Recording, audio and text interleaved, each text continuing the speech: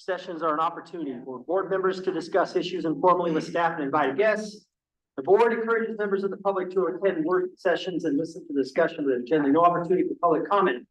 Members of the public wishing to address the board are welcome to do so during the board's regularly scheduled meetings. First item, discuss the formal agenda, and I know we have one change. We're going to be moving item 15 to a second business agenda section after the public hearing. So we'll go through all of the public hearings, come back in 15, and we'll renumber this item number 8. That's just because we have to go through the public hearings for the CPACE prior to doing any business, correct? Okay.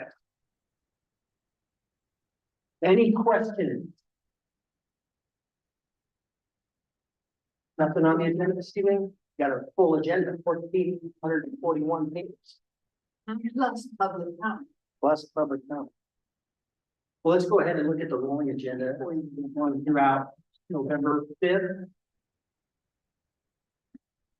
Anybody have any questions, comments?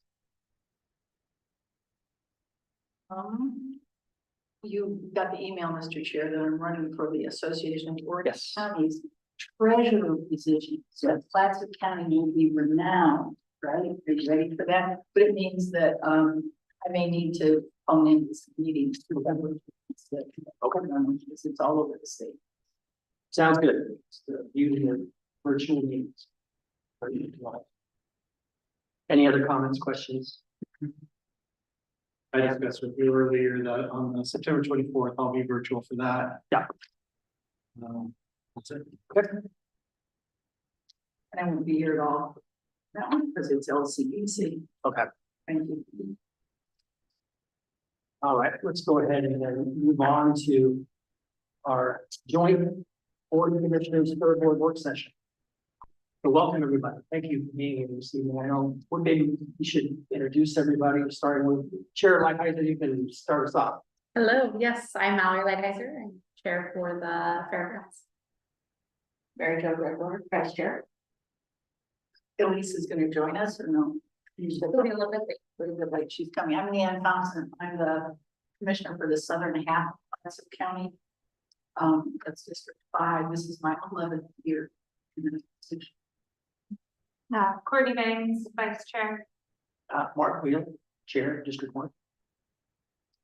Commissioner Webb will be here shortly. Anthony Wakua, District 2, first year.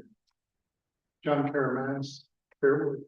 Stephanie Pedraza, fair board. Joel Homelap, Fair Board, first year. Javi Goodman, fair board. Kyle Jackson, the Fairwood. Well, welcome. I'm so glad you guys are here this evening. We've got a little snapshot of all of the operations for 2025 and all the key accomplishments. And it is impressive to see all that's been done, all that continues to grow. And we don't have any real agenda for the meeting. I think this is an opportunity to kind of just have a discussion. Kyle? Yeah, there was an agenda item in the packet, but essentially, you know, the MOU with the county board and the fair board calls for a joint session at this annual meeting, so that's part of this meeting, but attached to that, the fair board is working on a strategic plan update, and we've got a scope of work they're working through with planning department, community development, and they're gonna help us with that project, so touching on that scope of work and just kind of getting on the same page with the fair board and the county board on that project.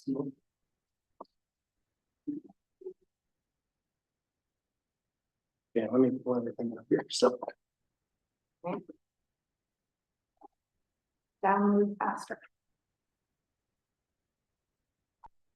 Do you have, any questions on the MOU?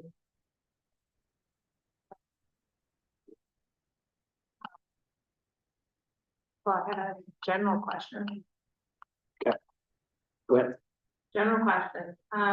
What is your overview of our most recent fair versus the last two that we've done? Fair board wants to jump into that conversation, but I felt like it was pretty successful considering we went 4 days from 5 days, and I think we had a solid fair that was comparable to what we were doing in 5 days in regards to attendance and economic value and participation.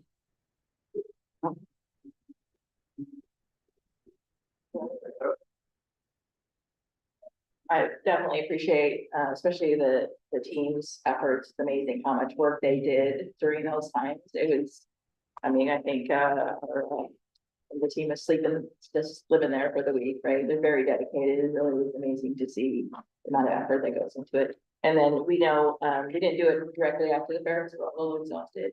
And then we haven't had time, but we do need to have the opportunity to, reflect on it, do a check and adjust and see what's gonna happen different for next year. Yeah. And then I know there's already some planning going on. That was more of that deep down details, but get started for next year's fair. You guys have anything else? Super quiet. This is. Could I ask? I really appreciate the work that you do because I've been a fair mom and I'm passed that torch on to other people right now, but I'm grateful that it's there. I think it's such a community institution. I know there's a fairs association, it's a statewide association. I wonder if you have any connection with them and does that help you?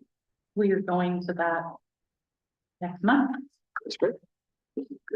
The annual convention is the 16th through the 18th of October this year. We Washington County. 6 of the fair board members are committed to on one of them controls got a baby due like that week. So it's understandable, but yeah, I think it's very good. We've got board members willing to step on there. The last time one of the prior board members, I think it was a bit of an eye-opening for looking at fairs that have in history more than just the livestock part of the or the communities, but looking at all of the big parts that are happening across the country with fairs.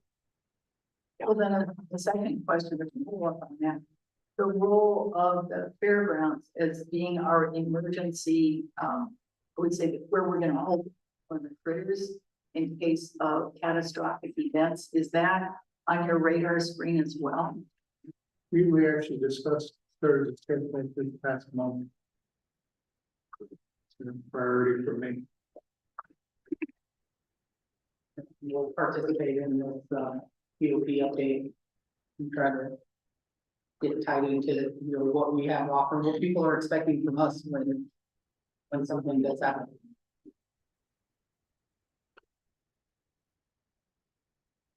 Any other comments? Yeah, just for the fair in general, I put together these 2 kind of 1-pagers that turned into 2-pagers. And one of them's more specific with some high level reports on the fair event, and the other is more in line with just the fair next to all of the in general. I'm trying to kind of hit on the intent, I think, of what this point meeting was about, is to make sure that the two boards are talking about those parts of our operation. Well, certainly, I mean, from my perspective, thought the fair was fantastic this year, but also we have utilized the fairgrounds from CMH and from other organizations for events. And it really has been a great place for those events. Appreciate, and just like your work around the fair, we have good staff, it's solid and always there and able to provide assistance when needed. But yeah, fantastic facility. And, I think, yeah, you've got those 2 things to balance about the fair and what's the future of the facility in general. So this is definitely a needed discussion. Good one. Love to hear other comments. Just for the good of order, I guess. I'm just making note of the increases in retail booths and food vendors from last year to this year. That's to be celebrated. To the increase of exhibits, I know it's not an increase of exhibitors, but the increase of exhibits is definitely to be celebrated. And the fact that your revenue, was higher per day over the 4 days versus 5 days. Also to be celebrated. I think there were, just as a recap from my perspective, there were fewer, safety concerns and issues, that were brought to me. I don't know per se if it was the group as a whole, but I know that there were fewer safety concerns, especially the improvements with, accessibility was noted. Now I don't know if that's the opinion of, have there been any surveys, post-bear surveys or post-event surveys that have gone out? Not yet. We've been working on developing some surveys, but we haven't put any out yet. We're really gonna focus on the vendors and the sponsors on what they want, but then also thinking about what would look like. Yeah, I think just from being on the board from a couple years ago when we did have those concerns and they were issues, I think you know, us that have gone through it and have seen it put a lot of time and effort into having to deal with those scenarios and learn from them. So. And the other piece tied with putting the fair on is, you know, separate from the community engagement piece is the real economic value that it has for our community as well. And that's something that's tough to pin down and what that looks like. You know, the International Fairs Association is working on the nationwide study, and we're gonna have them. We participated and provided information to them for that, but they also have the option to tailor localized one for us that we're exploring having them do that as well. Just the initial report that they gave out on that. On the nationwide study, there was a pretty significant impact that these local fairs are having, even small fairs are having on the communities. Same question, because entertained for the next, 45 minutes. Is there a plan in the is there a plan, a strategic plan? Is there, I guess, a thought process of inviting other stakeholders into the strategic plan, supporting extension, FFA, to kind of, because I mean, it's a multi-use facility and it's a community facility, so there's going to be some outreach to help develop, you know, some community engagement with the strategic planning process. That's a great segue into, you know, really the bulk of what this meeting could be, is talking about what that scope of work looks like for a strategic plan, and there, it should be in the packet, but there is a section in here about identifying stakeholders and having some community meetings, definitely involving those pieces in those groups that are a large part of putting the fair on, but also reaching out to other folks like, people that are putting on events and that. We're trying to tie as many people in and figure out what the future of this. So, you know.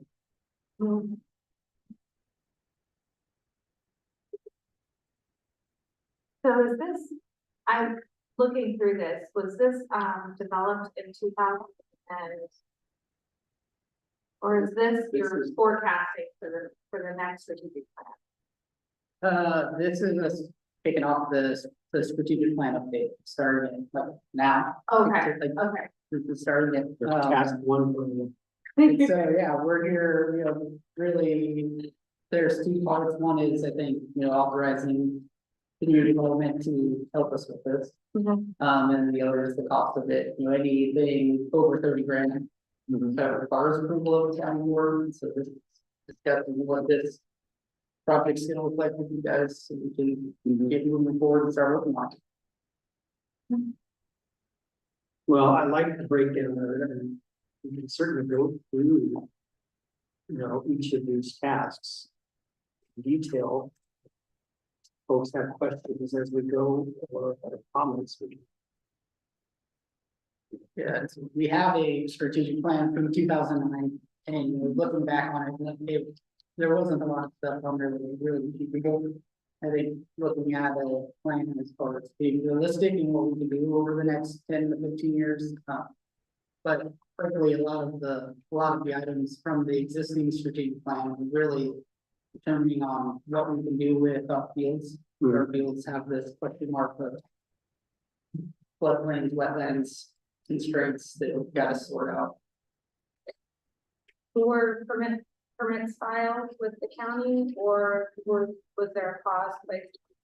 on that? So, we were working on a conditional use permit update, so that's one of the operational tasks that we hit the wall with last year, and, there's three main items in that conditional use permit that we were wanting to explore. One was, it says all motorized racing will be indoors, that makes it challenging to plan events.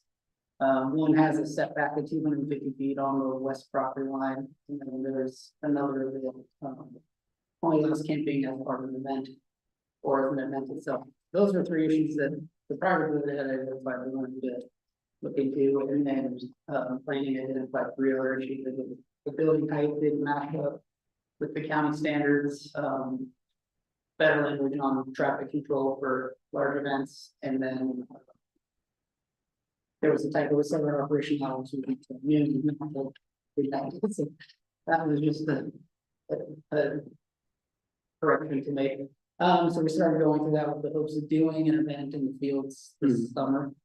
And then, there was concerns from the neighbors, so we paused that conditional use update to try to focus on doing the fair.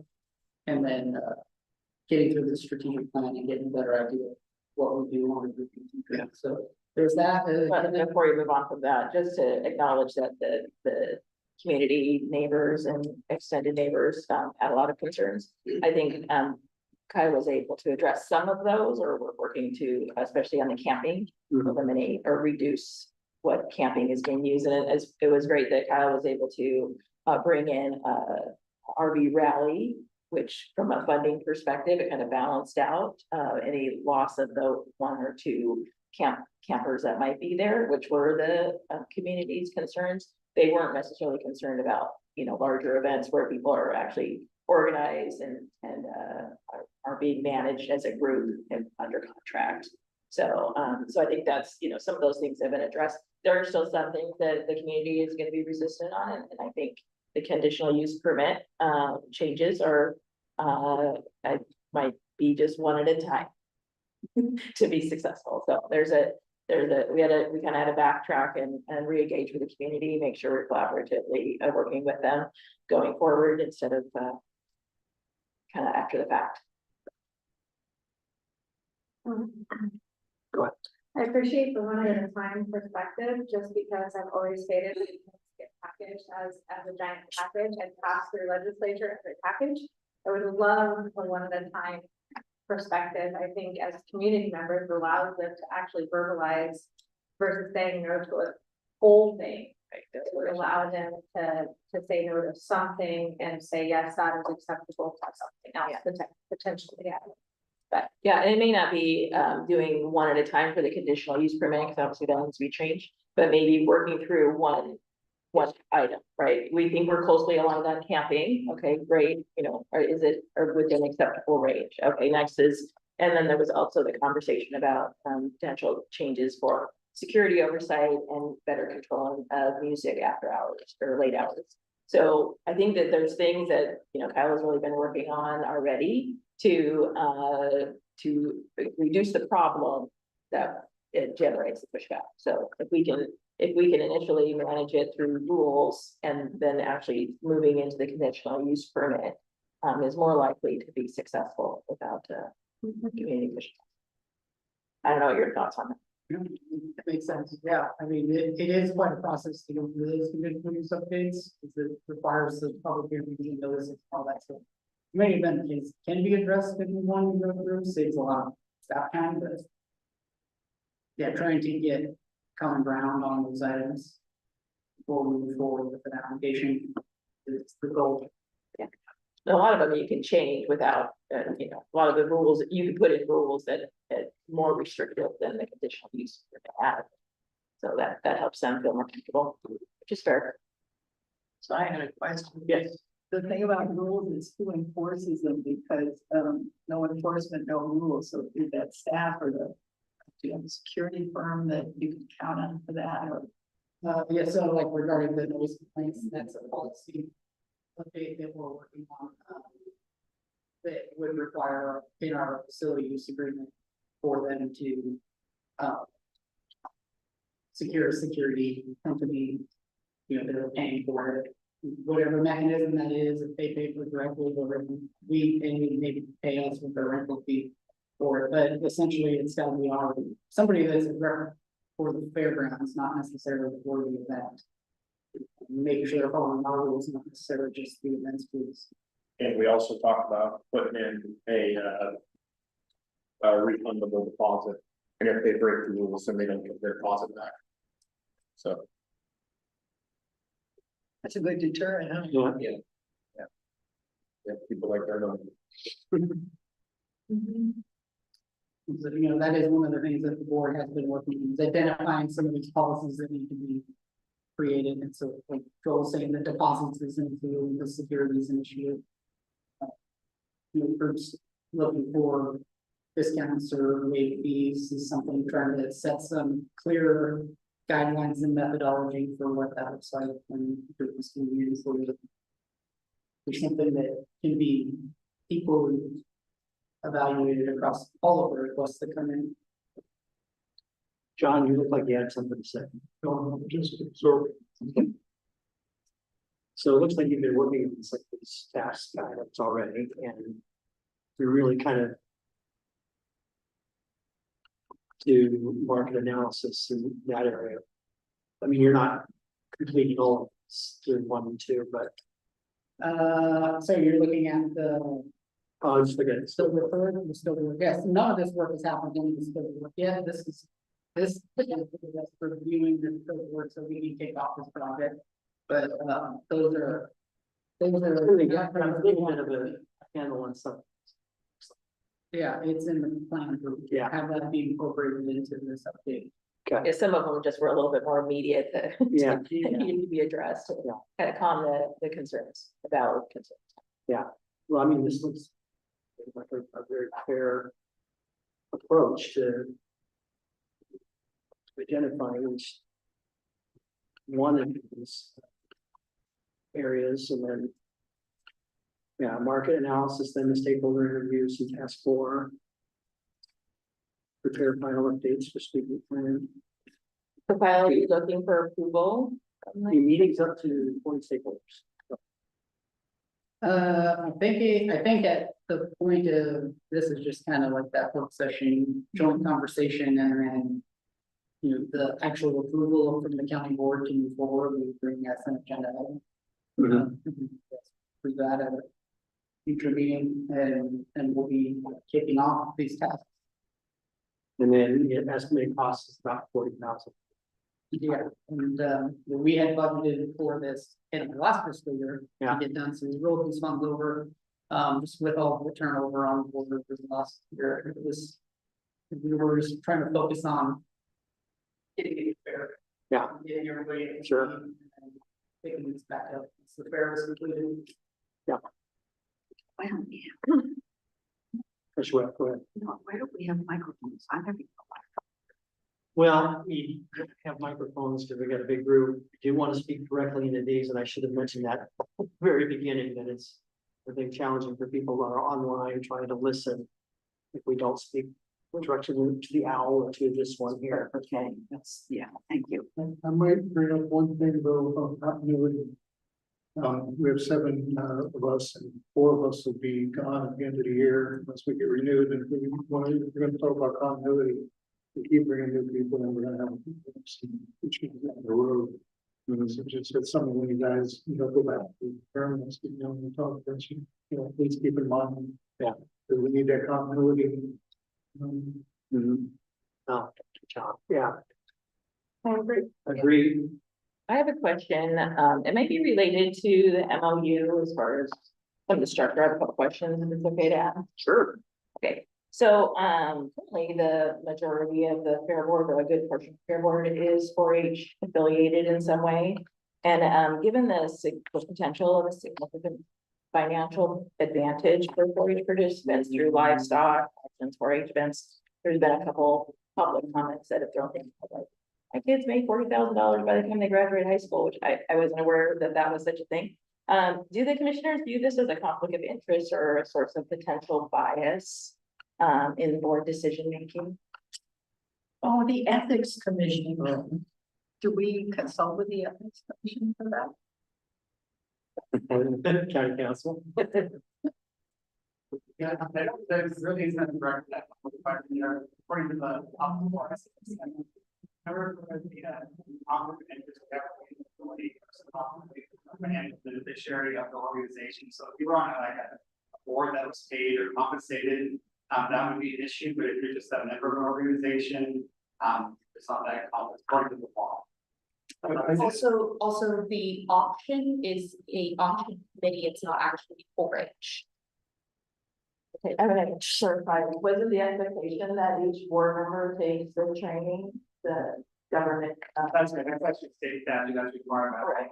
And how many on this board have taken that? Are you aware, do you guys track that? You track that?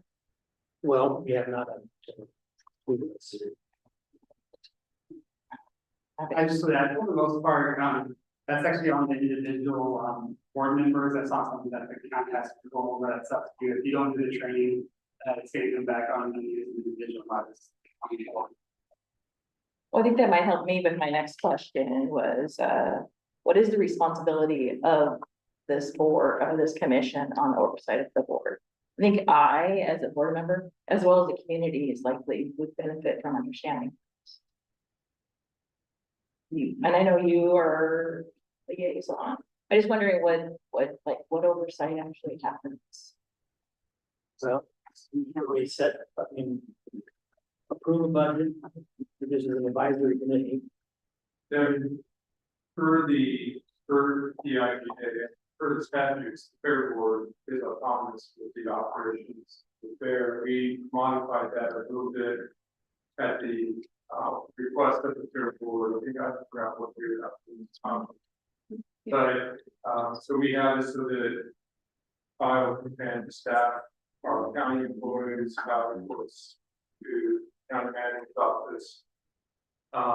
Board of Commissioners just supports by adopting the budget ultimately. And then the fair board has autonomy, management autonomy for the fair. Yeah, So what is your, my concern is that well, first I would encourage board commissioners to view the recordings or participate in meetings in the future.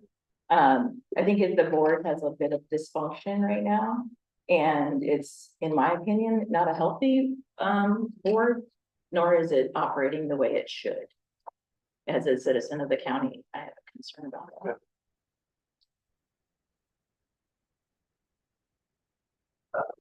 Commissioner Banks? I do view the recording post session, if not come via online, to not be intrusive. I think that our goal in 2023 as a board of commissioners was to not overtly interfere to the level of removing control of the fairgrounds from a fair board. I think we wanted to develop a supporting role and supporting guidance on rules, regulations, and ORS law for our board members that were operating the fairgrounds at that time. I feel like in every board, there is dysfunction. It is what happens when you get a group of passionate individuals together with potentially conflicting ideologies. But that's part of the beauty of representing an entire community, because our entire community in Clatsop County is not a fully functional see eye to eye community. We are very diverse. And so I think the beauty of having a diverse board representing the fairgrounds is representative of our community. Well, I agree a diverse board would be a good idea. I don't think we have that. And And I don't know how much of an influence that has into, because you elect board members, you select them. And so, I'm not sure if you take that into consideration when you. When we appoint board members, Pardon me? when we appoint board members, you don't think we take everything into consideration? Yes. Well, we'd like to hear from you, yes. You know, Interesting question. I think as Commissioner Banks says, you know, when we're in groups, we have different points of view. We have different values maybe that we emphasize. We have different ways of implementing those values. Our intention, if I can characterize it from my point of view as the County Board of Commissioners, was to honor the law, was to support your functioning as a body so that you could conduct the business of the fair according to the law. And then we would have staff input to make sure that things were being done in a way that was legal and ethical. Then we received a report, which we read carefully and review. Commissioner Banks has said that she participates either in person or after the fact virtually. So I think we've got some good parts of the process going on. I think if members have a concern about how a body functions, one thing I like to do is to have a board retreat. Not everybody agrees with it. Can you imagine?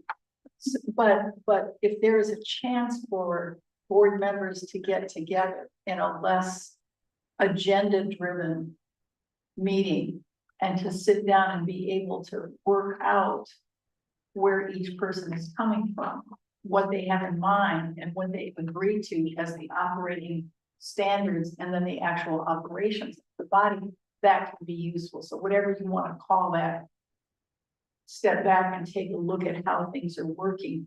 I like to see those. Everybody has to have a trusting enough relationship with each other and a process like that for it to work. But that's something that the Fair Board could look at. We're going to continue to do our legal responsibility, our ethical responsibility, and pay close attention in appropriate ways. And I think that's what we're. Have you been doing that? As the board, as the commissioner's been doing? I certainly think that I've been trying to attempt to put a balance within the board. I don't think that it's good to have everybody just for fair. I don't think it's good just on events. Or that's the, I don't know if that's been your discussion at your meetings, because I'm not sure, but it sounds like there's division on the direction of the fair and the fairgrounds and how you want to utilize the fairgrounds to the best of your ability, which I think that this speed plan is supposed to kind of address, bringing other stakeholders in the process and getting that community input, probably be very valuable in providing some kind of clarity where you want to go. Do you disagree? Oh, no, all of that would be really good. It just depends on, where the board is leaning, right? So like I started out with a majority that are supporting 4-H in some way or the other. Having anything that's not 4-H or having a balance between, someone from. If you don't think it's achievable. Someone from 4-H comes for, discounts, no problem. Anyone else for like reduced fees or things like that for. Are we giving the reduced fees to people? Well, there was one event where there was one. Facility rental. Yeah. There was one meeting where, the Matt's wife asked for 4-H bingo, for example, to, get a discount for facility usage. I think it's in our, under 4-H, it's in our agreement that we get it 3 times a year besides the fair. The 4-H association, it's to use it 3 times a year besides the fair. Which is November, there's a date in November where they use it for a dog show, a rabbit show, and a leaders dinner all in one day. So we don't take up event space or pull from the fairgrounds money. And then there's a couple other days, but that day alone, we use it for 3 different events. This is, from what I understand, an exemption for an additional discount. It was, the whole thing, I no one introduced her as like acknowledging that the board member who was voting, who voted on the discount was the spouse of the person asking the whole time, like. I love that meeting. Usually typically they run the bingo at, in the Elks Lodge and it outgrew it. And it's one of their biggest fundraisers. I was using it as an example, whether I think I understand that in the MOU, there's clear guidelines of what 4-H gets or doesn't get, and this was, I would talk for it. So there's been a long-standing reputation of the Fair Board, and I mean long-standing, like multi-decade standing, Fair Board making exceptions to kid-run organizations. In the past, it has been the Astoria basketball team. 4-H has been a beneficiary. Any 501c3 has been a beneficiary. Oregon Lemon and Timber is a beneficiary of those forgiveness of full fee in order to host a community driven event. And so I guess as a board member of the county commission, I have put a lot of effort into making sure that there's representation from every corner of Clatsop County, from east to south. I've also made an attempt to get a very large age range and demographic of not only male and female individuals, parents, non-parents, grandparents. And so I guess I sense that you are upset with the representation level of 4-H. I think that This is an example. one thing that I would make note of is that each individual sitting here at the table, you included, volunteer at a variety of different organizations. One of those, for some, being 4-H. I know I volunteer on a variety of different organizations. Volunteers do that. Yeah. And so to hold them in judgment for being a representative of an organization that they are volunteering for is a little bit frustrating to me, especially when it's a kid-driven organization. And when you talk about kids' property, they're not property off of anything that is occurring during the market auction. I think I understand what you're saying. And well, I guess I don't know if you do, because I think we need clarity. I think we do. I don't see any need in order to put discounted if it's anything. I mean, I think we need to have that all understood. You said something, Commissioner. Oh, okay. I mean, all of that should be clear. And as being on the fair board, I heartily agree with you. How you mean? You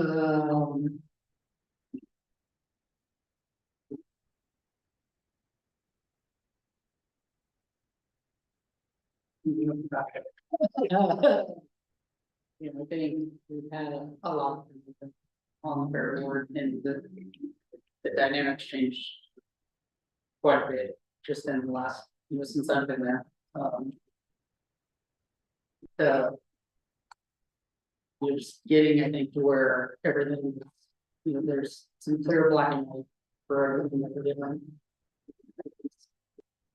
But it's to, Kyle, could you speak up, please? yeah, yeah, I think just as a functioning more efficiently as a team. I've said it to my staff, I feel like there's some momentum coming, building, but we've got some work to do to get all these things done that want to be done. And it's hard when there's not a consistent basis of individuals that have history and knowledge, and it's, trying to learn as you go too, when there's a bunch of new people, new faces all the time. Commissioner. Thank you. I think it's I'll just point it out, elephant in the room. I mean, I understand your points of contention. It's apparent and they, for what it's worth, I'm sorry you feel that way. I will say that in my time on the board, I've been involved with 2 hiring processes and we've looked at applications, one with this and the other with the forestry, but I will say that at no point in looking at applications that I ever have a direction that took me down a pathway of fitting an agenda or hiring a person to fill that spot just based on a certain criteria. I looked at qualifications. I looked on past what was just on paper as far as the interview process goes. And so it wasn't to me a matter if they were on 4-H or not, or if they lived necessarily in North County or South County, if they're male or female. I just took my perception based on qualification and just experience. So I would be a little offended to me, granted, I've not been involved with the majority of the board being placed, but in the limited experience I have for somebody to assume that my involvement with that would be other than just pure in nature. So That wasn't anything I was saying, it's just a better balance for recognizing that there is a bias, especially as focused on the fair, that there's an opportunity to recognize that those that are not 4-H focused, even when selecting who should be presented as the top 2 candidates, right? I mean, that, you're just trying to help balance the board so that there can actually be realistic dialogue and different voices heard instead of being. I understand what you're saying, and I would counter with the fact that if you ask us to aim at a non-biased approach of who we place, then that becomes a biased approach of who we place, right? Doesn't it? I mean, it seems to me like if you specifically don't want us to place a male, I'm just saying for sex, for example, and then we target female, then it becomes biased that we're looking for females. 4-H, non-4-H, whatever the agenda is that you're seeking to balance out becomes a biased approach to what we're now placing in that seat. I would also maybe say that the people who are vested in the fair just happen to be in 4-H because it's a passion. It's like coincidentally, I mean, hard to find people in our county that are not involved with farm animals to some extent. I think that is difficult, not impossible. I'm not saying that is impossible. It's just, I think that's a tough task. And some of the times those people may not always present the qualifications that fit what we're looking for in the board. So that's all. And I would hazard to remind that the appointments, when we moved from 5 to 7, we appointed everybody except for one who I think we ended up appointing later, if I recall correctly. And so I guess I'm just, I know I had everyone in the pool mentality because we don't often get a plethora of applications to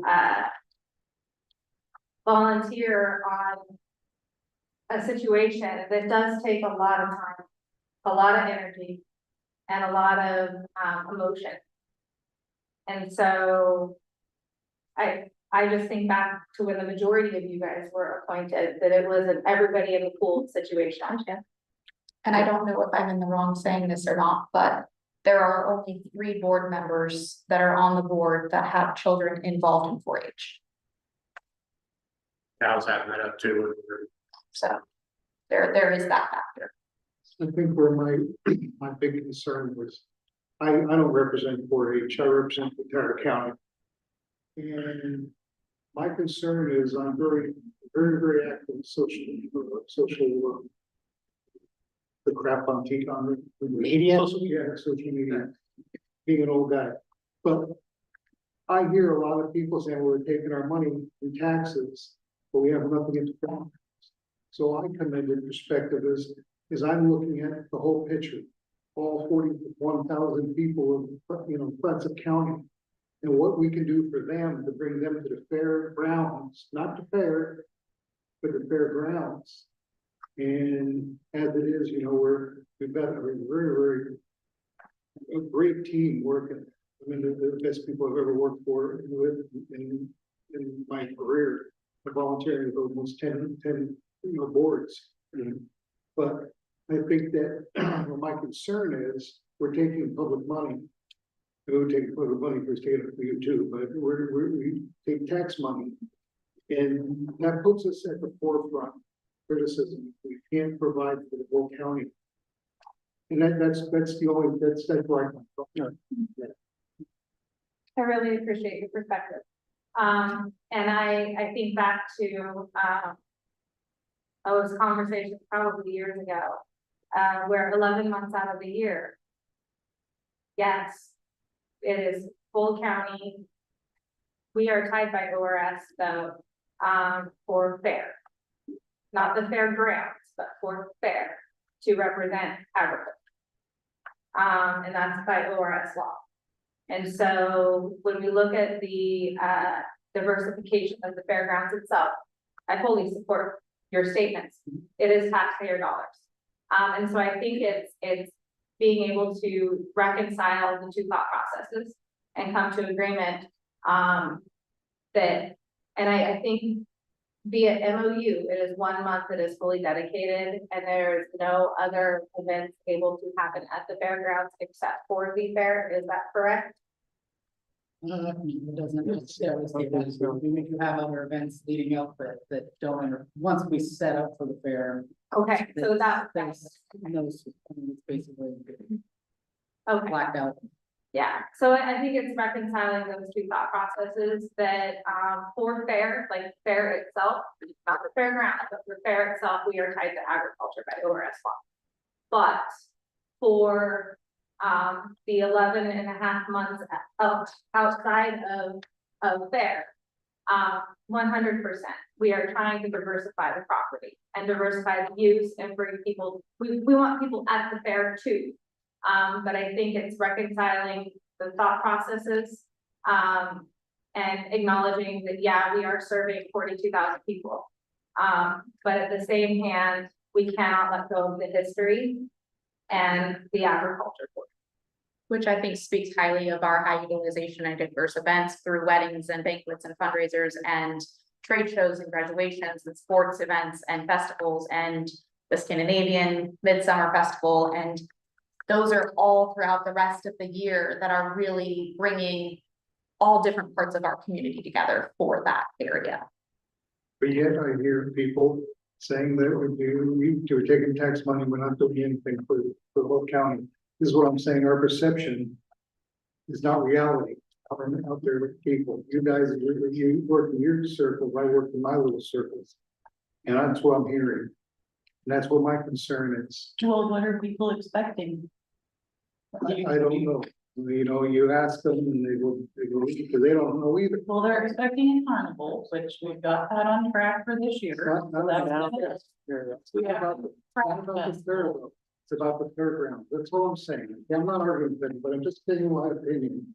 Yeah, I get similar to people saying stuff like they want, like honestly, I know the neighbors don't want outdoor, for example, motorized racing. But I know that with the type of people that I'm friends with and stuff, they're into the side by side and mud trucks and all that. And I think that's part of our plan too, is like Exactly. doing the other events, right? We did the rodeo last year, sold that event out to our community. We did a concert for, you know, a different kind of demographic. I'm not arguing anything. I'm just saying my statement is I represent the entire community.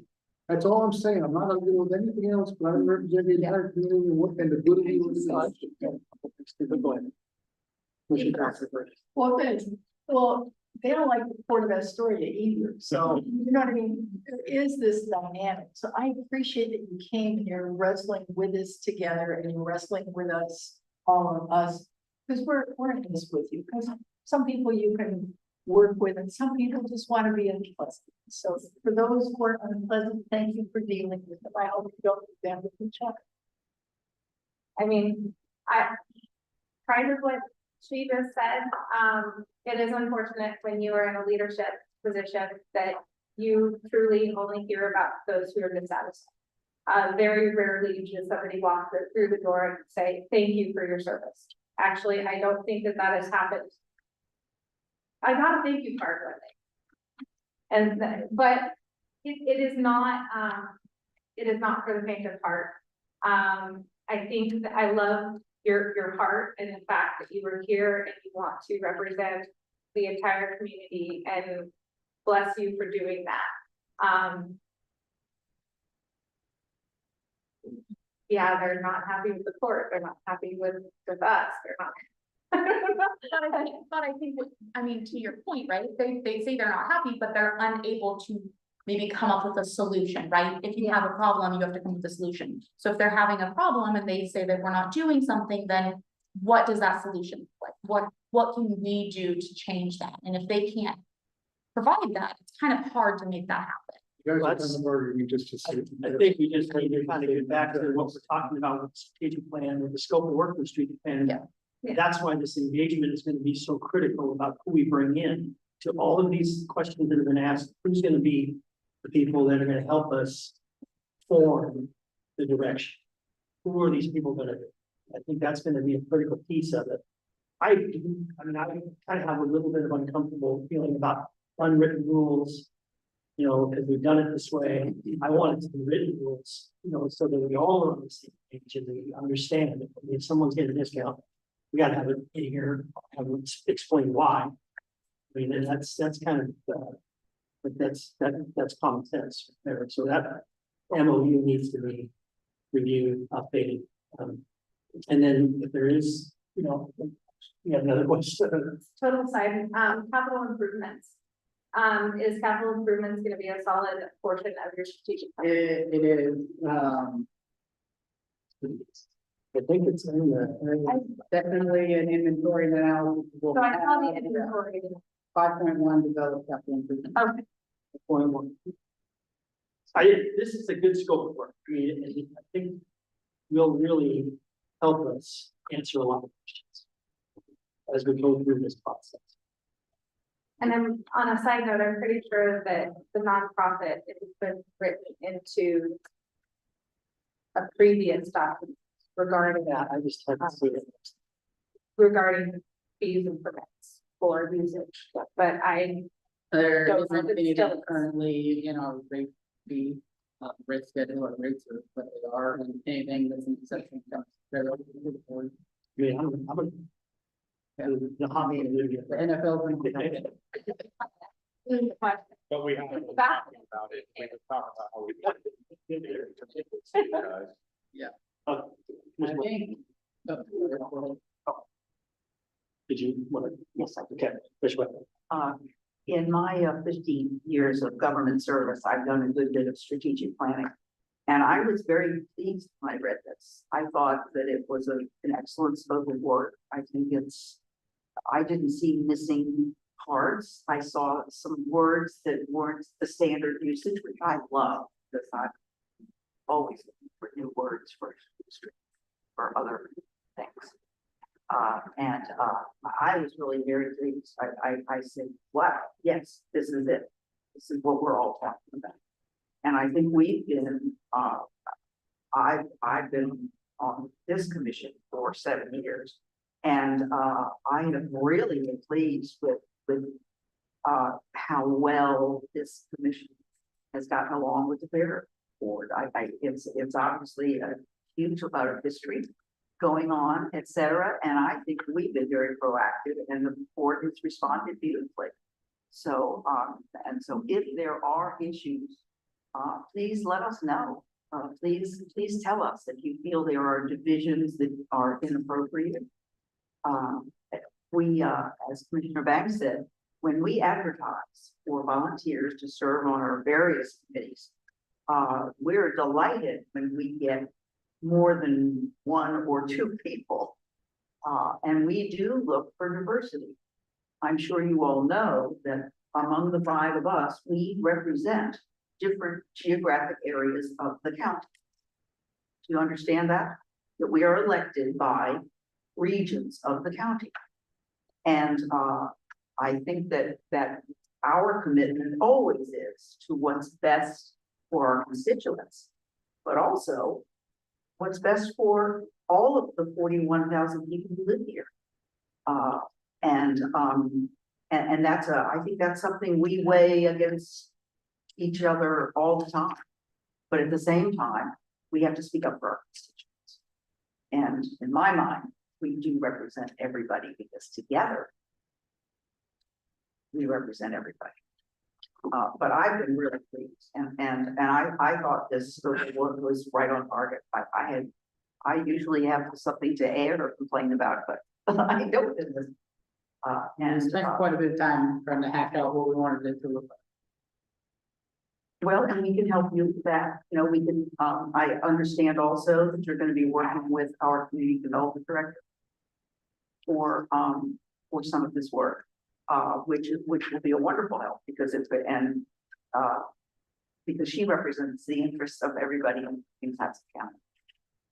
And also has great experience in doing strategic planning. So good luck with it and please come to us with individual, you know, ideas and information, etc.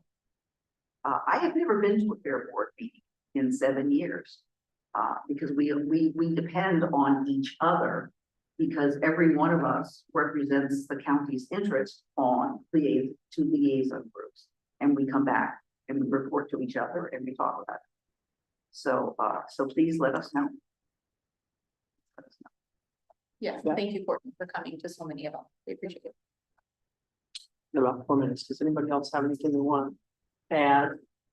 I think one of the kind of closing touches is that, you know, as these two boards are sitting with each other talking about what the strategic plan is. So if there's anything in particular that the county board would like to put into the strategic plan, that would be. But you know, you need some time to think about it. You have a little time to wrap up this final scope of. Yeah, I think it's a good scope of work myself. But again, that the discussion we had just points to this engagement part of the stakeholders being involved, and that's just going to be such a critical piece. And I don't know if there's anybody that wants to change the number of stakeholders or feel like we have to modify that in some way. Yeah, 40. I think 40 is a pretty big number, so I think we should be able to get a diversity of. Yeah, I did. Question about that, about where did we come from? I many mean, people fit in the the room? capacity, if you for being able, like, what's management to engage with, to be able to get a good, all that statistical pool or whatever, for a big group of folks, but also not be necessarily too large that it becomes unnatural. Yeah. Understand. I think the one thing I reflect on is the loss of data that we've suffered over the last, over the transition of, fairground managers. And so I appreciate, Kyle's record keeping that he is doing now. And I guess in this process, it would just be nice if we could try to find some historical data. I know that Kyle has put some effort into it in the past, to try to come up with comparisons, and it's been extremely difficult. To kind of, I mean, and so it's a lot of, we have to provide each other grace, I think, because you guys are in a huge transitional period for this fairground, because we do not have any data to compare our operations to, other than memory of somebody who participated. And that's difficult, like, you're working off of historic information stored in somebody else's memory banks. And so that is a difficult thing to not only compare your success to in your future, but also just to feel like you were being successful. And so, yeah, I mean, in the strategic planning process, it would be nice to try to find or harvest some anecdotal information or even just some statistical information if possible. I hate to cut this short, but we're gonna have to transition. This is gonna come back to us on the 27th. Okay, Thank you very much, everybody. I really appreciate being here. Thank you. Thank you.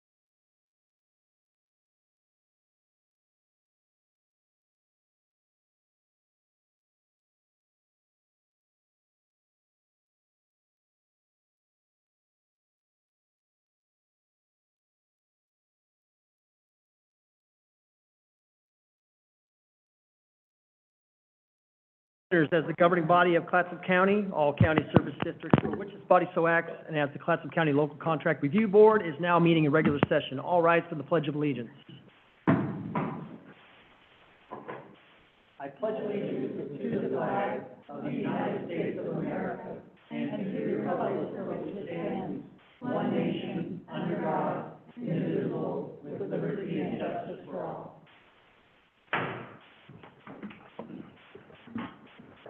I want to welcome everybody here this evening. Clerk of the board, can we have the roll call, please?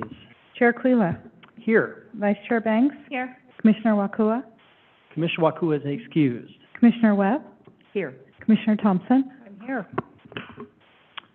All right, we'll move on to the agenda approval. We reviewed the agenda during our work session. We have one change. We're going to move agenda item 15 to a second business agenda section. So we're going to place a second section underneath our public hearings this evening and renumber item 15 to item 18. Is that clear as mud? Do people get that? No. So we're going to have the agenda item 15, which is CPACE. So it's 14. Chair Yeah, actually, 15 is the action item that we would have to take after we do the public hearings. So that's why we're moving it. So Chair Quilla, members of the board, 14 is the ordinance, which is a public hearing, so that's the CPACE ordinance. There's an item after that, which is the resolution and order establishing policies. That's not a public hearing. So we're just moving that out of the public hearing section into a revised business section after the public hearings. Thank you. That's clearer than I put it. Okay, good. All right. Any other questions or comments on the agenda? I move to approve the amended agenda.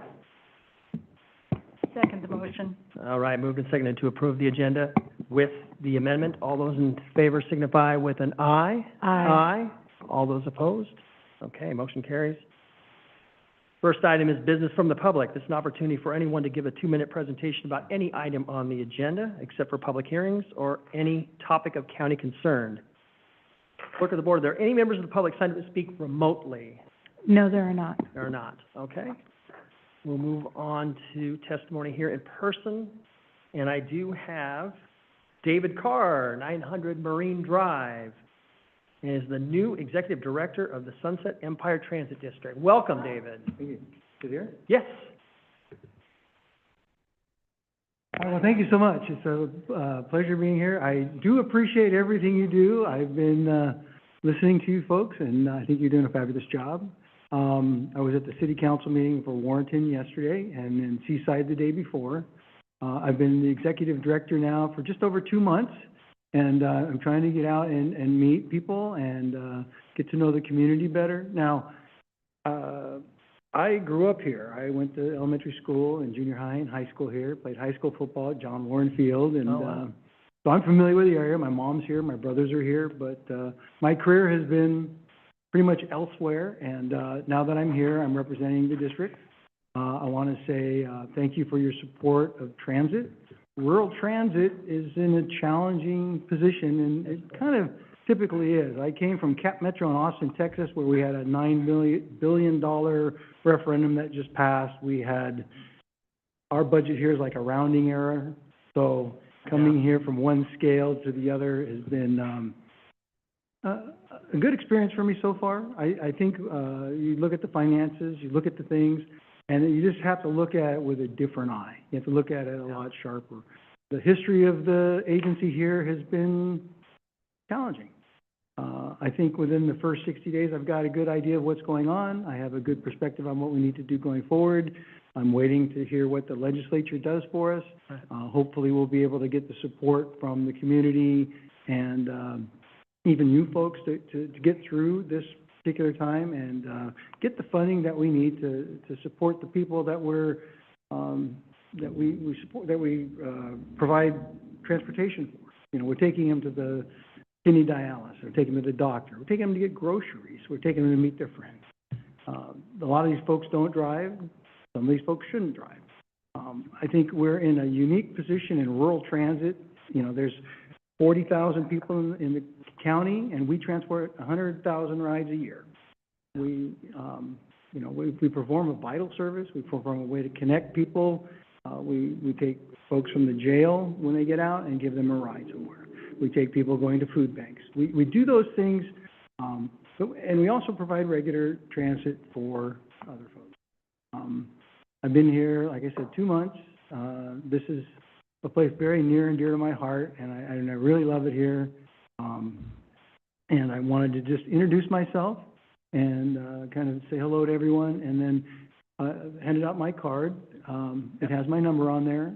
If there's any questions, anything you need from me or the district, I want you to reach out and let you know that I'm here.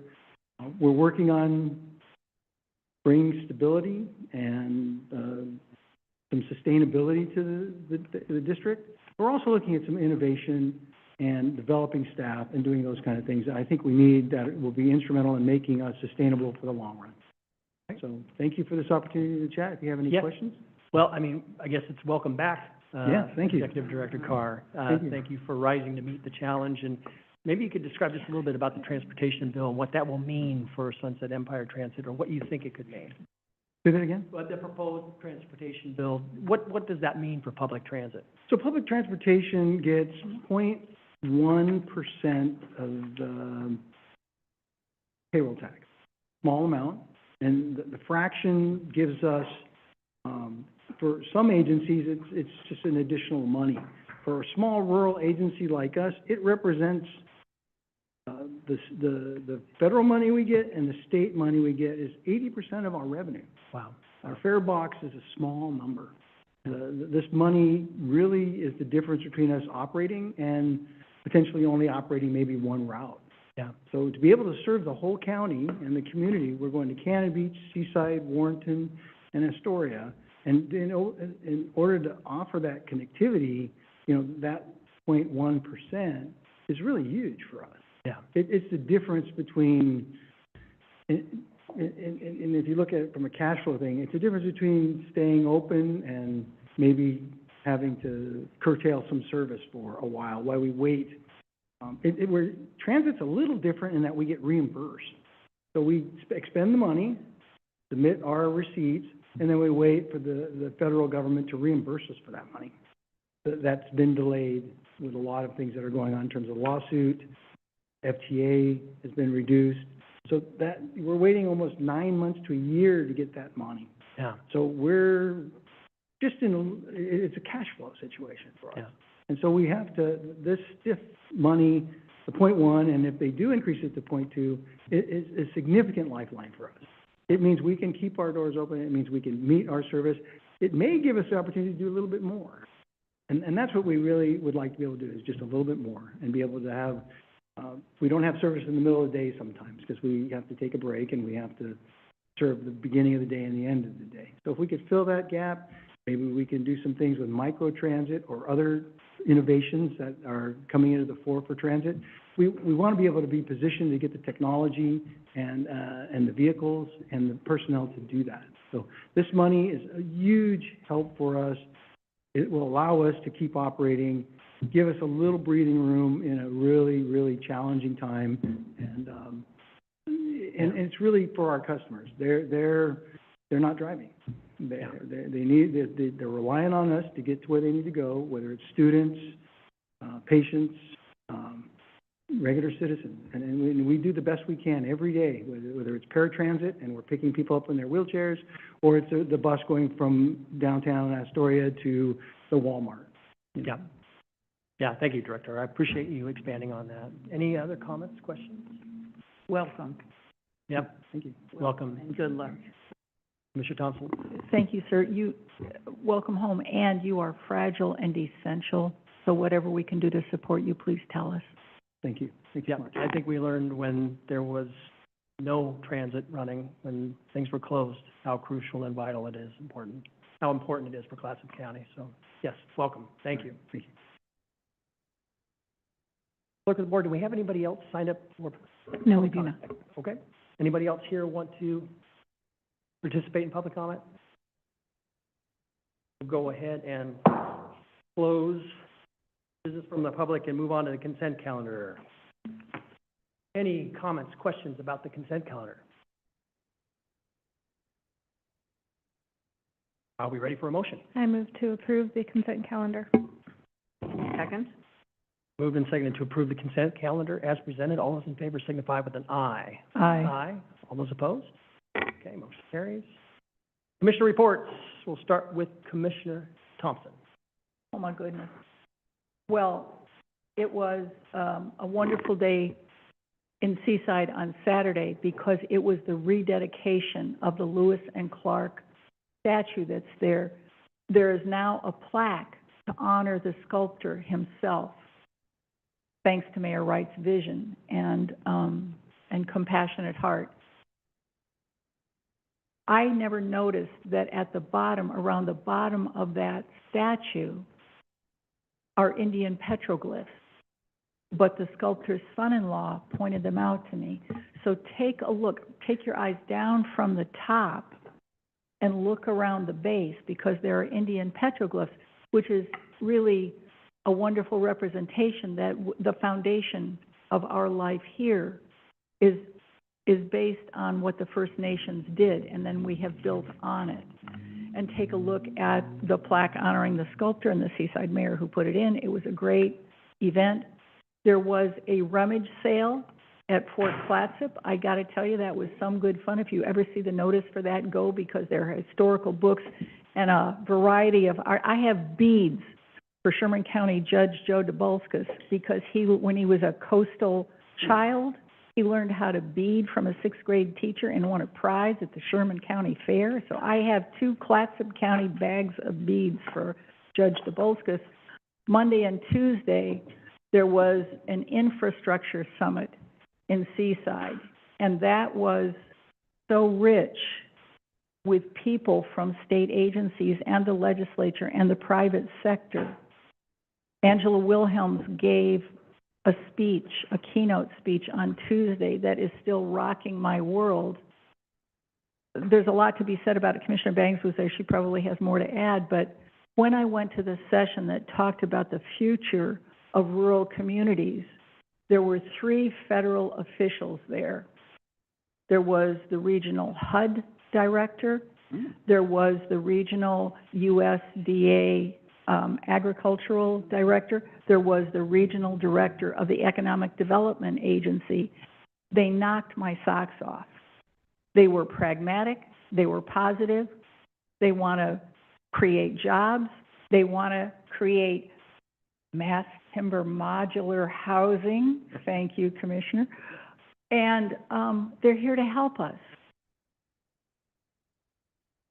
Amazing and wonderful. So we're looking forward to continuing those partnerships with the people who were there. And that's enough for tonight. It's a long agenda. Yeah, thank you, Commissioner Thompson. Commissioner Webb. I'm going to forego mine in the interest of time. Thank you, Commissioner Webb. Commissioner Banks. Enjoyed the infrastructure summit with Commissioner Thompson. I think the most impactful statement that I heard was that the job growth for the public sector is rising faster than the job growth of the private sector in the state of Oregon. And having Angela illustrate that that's upside down, because private sector pays for public sector via our tax base. And so having our job growth be upside down in the state of Oregon is a little concerning. A few nuggets that came out of that, the child care meeting that I went to was pretty awesome. I would imagine that there's going to be a legislative bill that comes out of that meeting, and it basically illustrated some concerns that are happening in child care right now, which is our ERDC funding. The roles need to be cleaned up, because right now, people have ERDC, but they're not utilizing it. Either they don't have children of age any longer, or their children are staying at home and they don't need childcare. But because they have that fund, they are not able to pass it to somebody else who needs it. And so we discussed, one of the many concerns about receiving grants is not being able to provide data that supports the need for the grant. A lot of it is anecdotal, and so especially in childcare. And so the bill would support a attendance system, basically, that instead of it being anecdotal, would be this many children, these locations, this zip code, this many childcare providers. It would just dial in location and usage better, so that when we are seeking funding from legislature or from, you know, a grant situation, that we actually can provide concrete data versus the anecdotal data that we end up having to provide or wait for when the childcare desert data comes out. And so it would just be real time. And the effort is to clean up the rules for ERDC so that the funding can be utilized properly, and hopefully eliminate any fraud is the goal. And so that was an amazing meeting. I enjoyed it. It was a lot of fun. That group was really frisky. It was kind of entertaining to me. I fit right in. And then, you know, Angela's keynote speech was also amazing. I appreciated people coming together and trying to lean into solving Oregon problems and kind of putting aside partisan issues and for an end goal of let's bring the economy back to Oregon, because right now we see it leaving and we can't continue that way. So it was pretty awesome. I came away with a lot of good ideas that I'll be sharing with county manager. Hopefully they don't cost much. So anyhow, thank you. Yeah, thank you, Commissioner Banks. Commissioner Webb? Ask a question? Yes, ma'am. Do you all know if the, because I really wanted to go, but just couldn't, is it on a website? Is it recorded? We will pass to you when we get the email.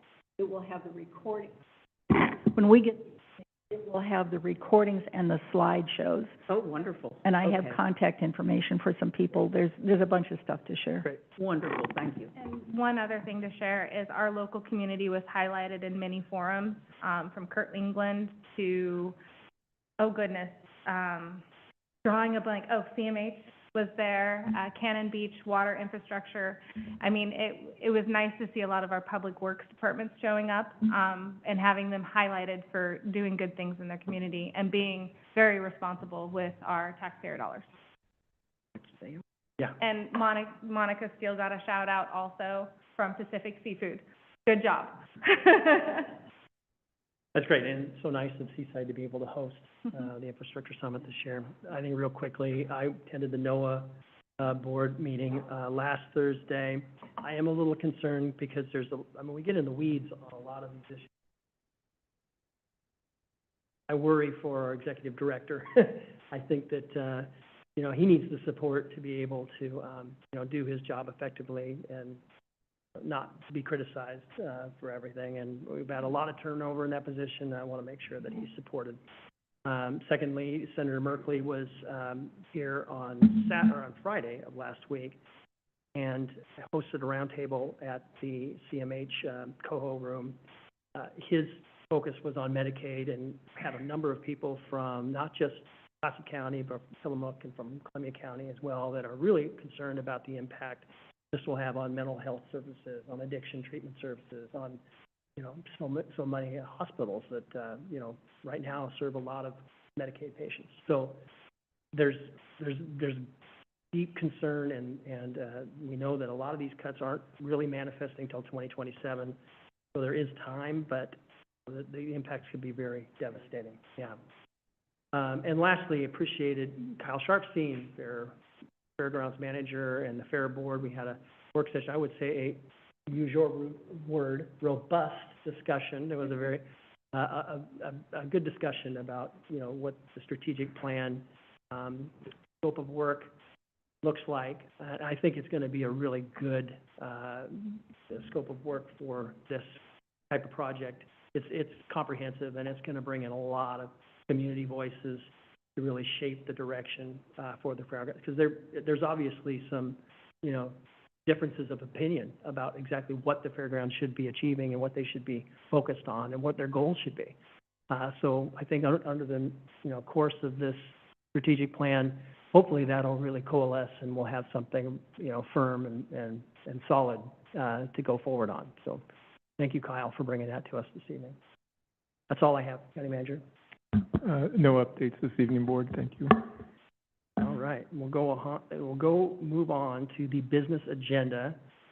First item is the Industrial Development Revolving Fund for Warrenton Fiber, request on page 38, and Assistant County Manager Monica Steele.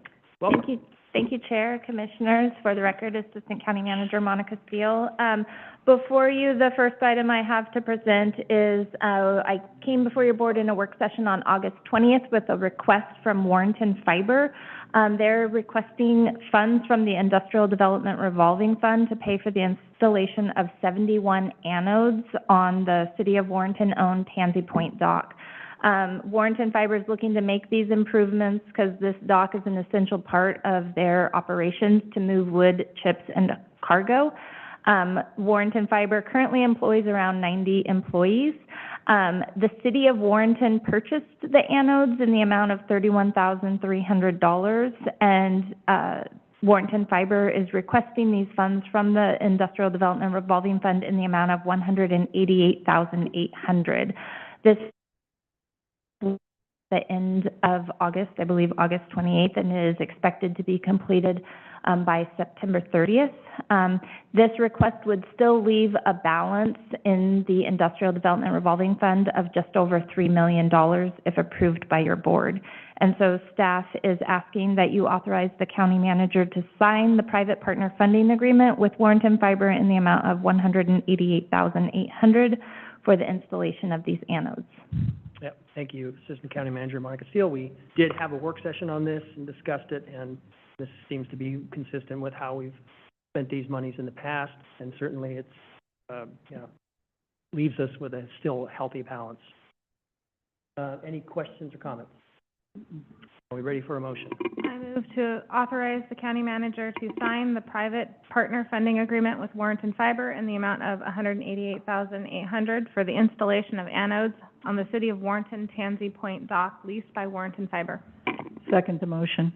Moved and seconded to authorize the county manager to sign the private partner funding agreement with Warrenton Fiber in the amount of $188,800 for the installation of anodes on the City of Warrenton Tansy Point dock leased by Warrenton Fiber. All those in favor signify with an aye. Aye. All those opposed? Okay, motion carries. Thank you, Monica.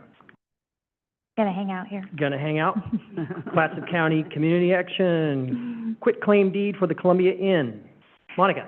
Thank you. So the county acquired the Columbia Inn property through the state-implemented Project Turnkey 2.0 back in March of 2023. We also received funds through OHCS to help with the renovation of that property.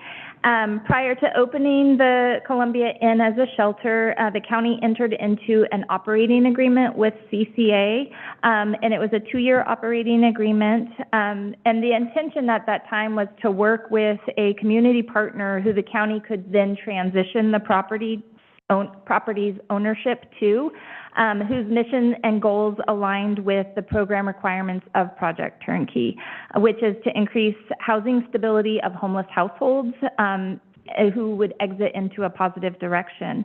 CCA staff operates the Columbia Inn 24 hours a day, 365 days a year, and they provide 58 beds with a focus on serving families with children experiencing homelessness, individuals and families escaping from domestic violence, youth aged 18 to 24-year-olds, those with mobility affecting disabilities, and the underserved communities.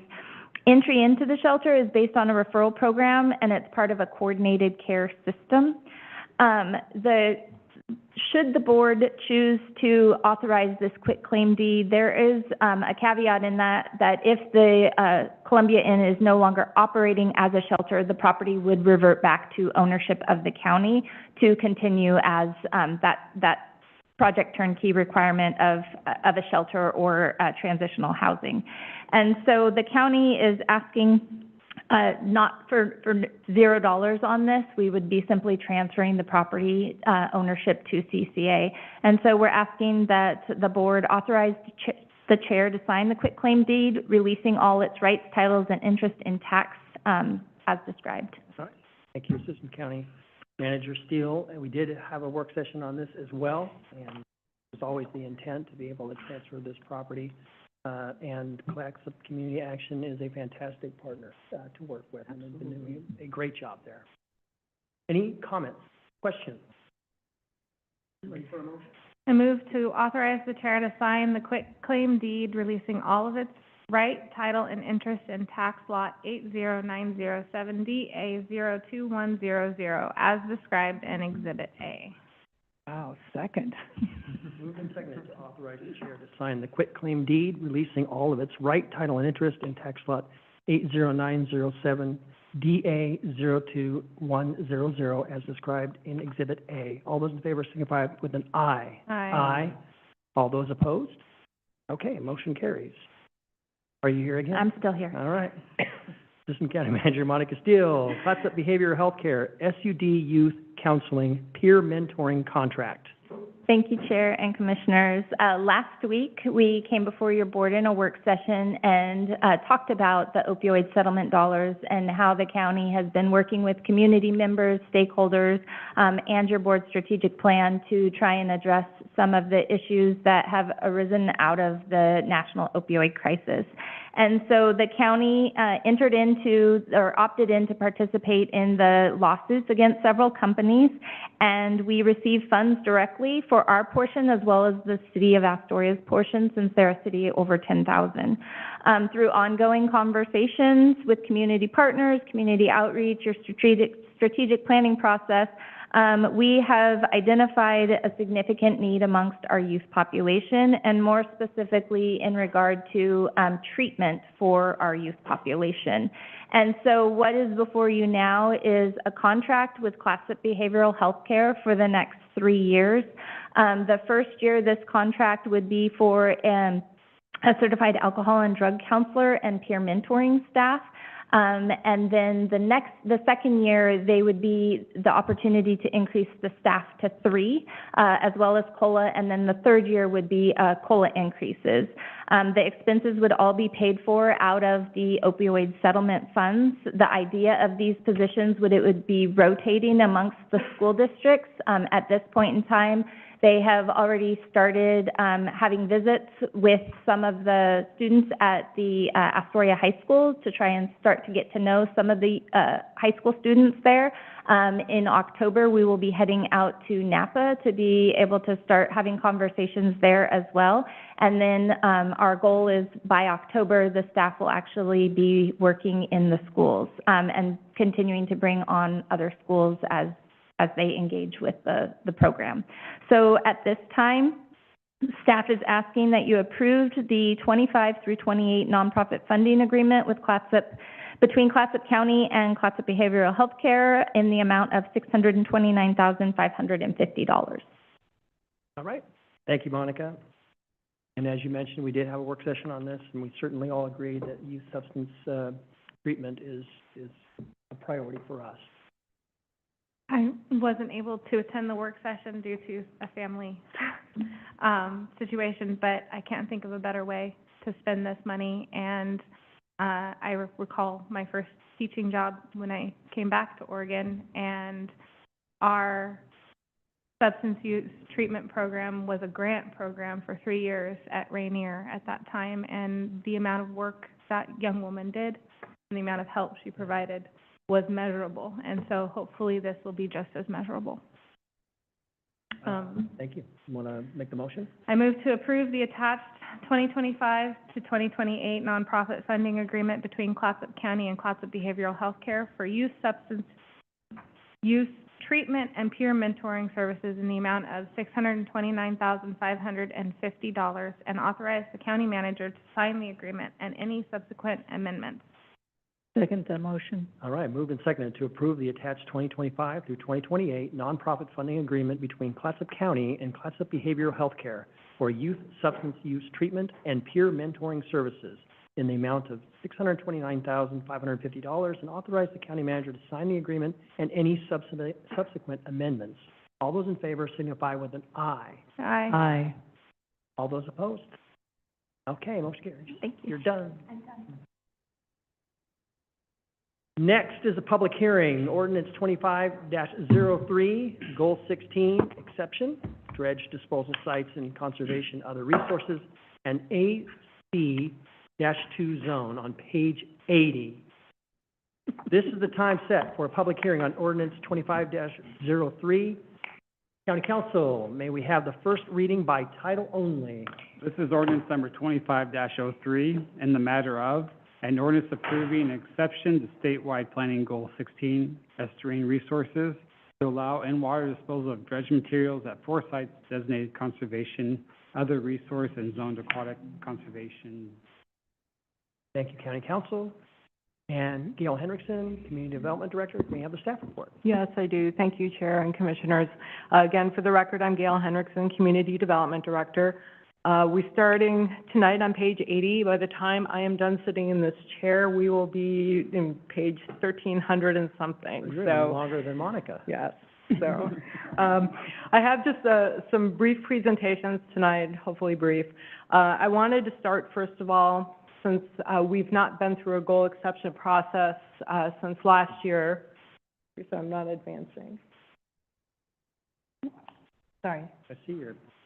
I just wanted to give just a little bit of update, first of all, on the 4 applications, and then a quick refresher for your board about the goal exception process and estuary planning in Oregon before we get into the 4 ordinances. So just very briefly, every 20 years, the Army Corps creates and updates a dredge material management plan. And they began this process for their latest 20-year update in 2022. In September of 2023, the county was made a cooperating agency with Army Corps and Department of Land Conservation and Development staff. And as part of that process of reviewing the environmental impact statement, we identified several sites for dredge disposal that were outside of development areas. So they were in areas zoned for conservation or natural. And as part of that identification and working with the Army Corps and the state to identify a process to make sure that the dredge material management plan is consistent with the state's and the county's roles to the maximum extent practicable, we began a series of weekly phone calls and meetings with Army Corps, county staff, and DLCD. And those have been ongoing through the present time. And so these 4 applications were submitted by the Port of Portland, acting as the applicant in this project. They are here this evening, both in person and virtually, to represent themselves. But after several continuations, we are finally here this evening. All right, so are you going to be, because I'm not advancing. Is it not working? It's not working. Maybe I have to go in the back behind the wall like you did, and then I can do Are it. you still on? But anyway, next slide, please. Yes. So also just to let you know that we have received 2 sets of comments and a neutral position statement from the Army Corps of Engineers. Our Oregon Shores and Oregon Coast Alliance have submitted comments in opposition. Next slide, please. All right, so very briefly, estuary and coastal planning here in the state, like every other land use option that we have, is complicated. Next slide, please. You can trust me when I say it contains many layers. It starts with the state level with the Coastal Zone Management Program, which you can see on the map covers the entire coast of the state and almost the entire landmass within Clatsop County. As part of that coastal management program consists of the coastal goals in our comp plan, the territorial sea plan, there's hazard planning that goes along with it, and a very old 1970s estuary plan for the Columbia River estuary. Next slide, please. The coastal goals, there's 4 of them, 16, 17, and 18. We will focus tonight on goal 16, which is estuarine resources. Next slide, please. So the estuary management plan that covers the Columbia River, again, was adopted in the late 1970s. What the estuary plan does is it classifies the estuary as either a natural estuary, a conservation estuary, or a development estuary. The Columbia River estuary is considered a deep draft development estuary, which means it's suitable for the most intense development that occurs in an estuary. But it doesn't mean that every portion of the estuary is suitable for development land. So within the Columbia River estuary, we also have natural area management units and conservation management units. And it's those two management units that we'll be looking at tonight as part of these goal exceptions. Next slide, please. This slide just gives you an idea that in addition to the rules and requirements at the state level, we've got our own 22 sub-area plans for the estuary. Our comp plan controls the estuary, but the cities of Warrenton and Astoria also have jurisdiction over portions of it. And then that trickles down into our development codes and our zoning maps, which we'll talk about later this evening as well. Next slide, please. Okay, and then just briefly, the goal exception process. Next slide, please. It's very similar to a variance request. What we will be doing tonight are reasons exceptions. And what you have to show with a reason exception, there are 4 criteria that have to be met. You have to show, first of all, why the goal should not apply. So in this case, why Goal 16 should not apply to these dredged material disposal sites. You have to show that there are no other sites available that would not require a goal exception where you could put your dredge disposal. You have to show that any impacts that will occur at these disposal sites are not going to be greater than impacts that might occur at another disposal site that also requires a goal exception. And then finally, you have to show that the proposed sites are going to be compatible with adjacent uses. In addition to that, you also have to show that you can meet all the other applicable standards and policies, which is part of why you have such a large agenda package tonight, is because between Goal 16 and the county zoning code dealing with the estuary, we have a lot of rules and policies and standards that have to be complied with, and so there are findings for each one of those. So I apologize for the length, but we needed to make sure that we hit all of those. Next slide, please. Okay, so yeah, you can stop there. Just before I go into the ordinance 2503 and the chair opens, well, you've opened the public hearing, I just want to stop and see if there are any questions about goal exception, estuary planning, or how we got to where we are this evening. Questions? Nope. We do have one. Well, thank you, Mr. Chair. So I read this thing, and it was daunting. When I got to the part where the Army Corps of Engineers said, well, we came to the table and spoke nicely with you, which I think is a coup on the part of the county manager, but you can't tell us what to do. That's how I read that letter from the Corps.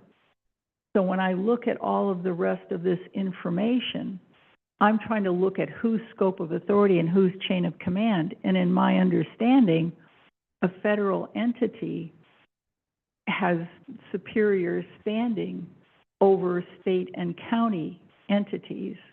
So that means they're the boss. Can somebody clarify that for me before we get much further into this? Yeah, I can address that, Commissioner Thompson. So as a federal agency, the Army Corps is not required to obtain local permits.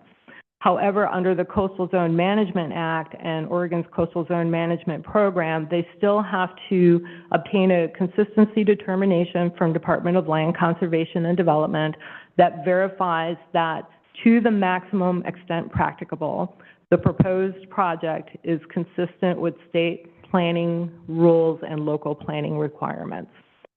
So while the Army Corps will never come to Clatsop County and come up to our office at 800 Exchange Street and submit an application, there is still a process with the consistency determination that requires them to be consistent with our rules to the maximum extent practicable.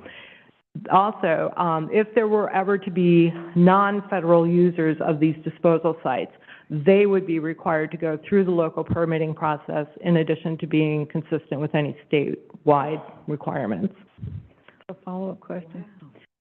I appreciate, I mean, this is really groundbreaking, and congratulations to staff on this. I appreciate the consistency that is required. I appreciate the backstop. If it's anybody but the Army Corps of Engineers, then we have certain, I would say, enforcement powers. And I just don't know from reading the Corps' letter, because I'm not a lawyer, I'm certainly not a land use lawyer. I can't tell that the Corps is saying, oh, yes, we're going to do that consistency thing. And I see that Brett Estes is in here, and you all may be getting into this later on, so I may be jumping the line here in your logical thought process. I'm trying to get my mind organized so that I can deal with this complex body of information in a responsible way. Okay, so we do have Meg Reed with the Department of Land Conservation and Development. She is on the meeting virtually this evening. She is their coastal specialist, and she can address those questions as well. It's really up to your board if you would like to hear from Meg now or hear from her later. Well, I mean, do we want to go right into the public hearing and then have her, you know, I think we'll probably, why don't we wait until we get to the public hearing and then? Just want to highlight that issue because that's what I'm going to be listening for. Thank you. Yep. Okay. Is she testifying at the public hearing? We certainly can have people testify. So, Okay. Go ahead. Okay, all right, so moving on to ordinance 2503, this is an exception to goal 16 that would allow in-water dredge disposal at 4 sites in the Columbia River. They are listed up here. 2 of the sites are shallow water sites, meaning that they're in depths less than 20 feet.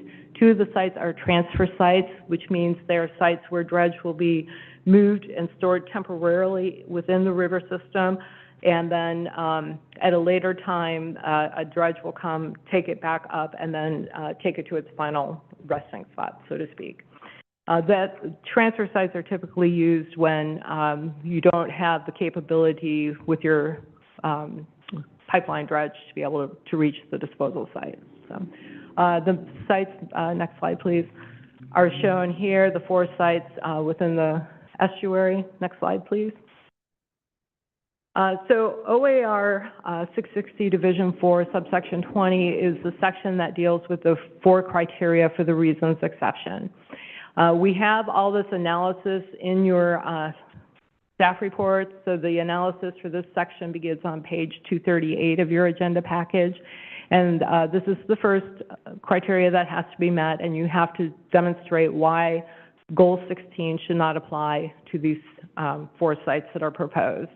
And so the applicant has included their reasons, which are listed here. One of the primary reasons is the need to keep the sediment within the river system. It's a limited commodity, so to speak. If you use ocean disposal or upland disposal, that sediment does not re-enter the river, and then that has impacts on the river bottom's morphology and changes how the river flows and causes additional problems.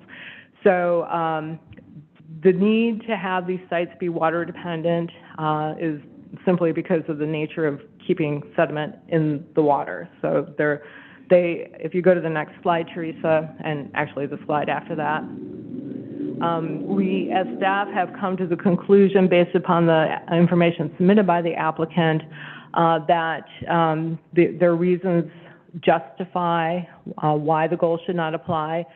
The amount of land that's going to be used by these 4 sites is approximately 166 acres.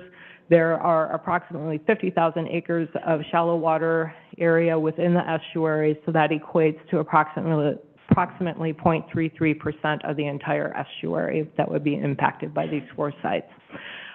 Staff has recommended also that conditions of approval be applied if this goal exception is approved, to ensure that monitoring and reporting and best practices are always used at these disposal sites. So we believe that the first reasons criteria has been met. Next slide, please. Okay, so this is the second reasons criteria. You have to show that there are no other sites available that don't need a goal exception where you could put your dredge disposal. And again, because the primary goal or that we're working for with the disposal sites is to maintain the sediment within the river system. And so again, upland disposal, ocean disposal will not accomplish that because it won't allow the sediment to re-enter the system. And again, causing problems to river morphology. Next slide, please, Teresa. Based upon the evidence submitted by the applicant and staff's analysis and findings, we've concluded that there are no non-goal exception sites available. So they have met this criteria. Again, we're recommending conditions of approval to ensure that this criterion will be met. Next slide, please. Okay, this is reason exception number 3 standard. This one's a little bit more complex. You have to show that the impacts at these 4 sites will not be any greater than the impacts at another site that also requires a goal exception. So it basically requires you to compare 2 different sites and determine where the greater impacts will happen, and then you should be picking the site with the lesser impacts. The applicant did an environmental, economic, social, and energy review of the sites that are part of this goal exception. They looked at water quality, ESA listed species, non-ESA listed species. They looked at shorelines to determine where these impacts would occur.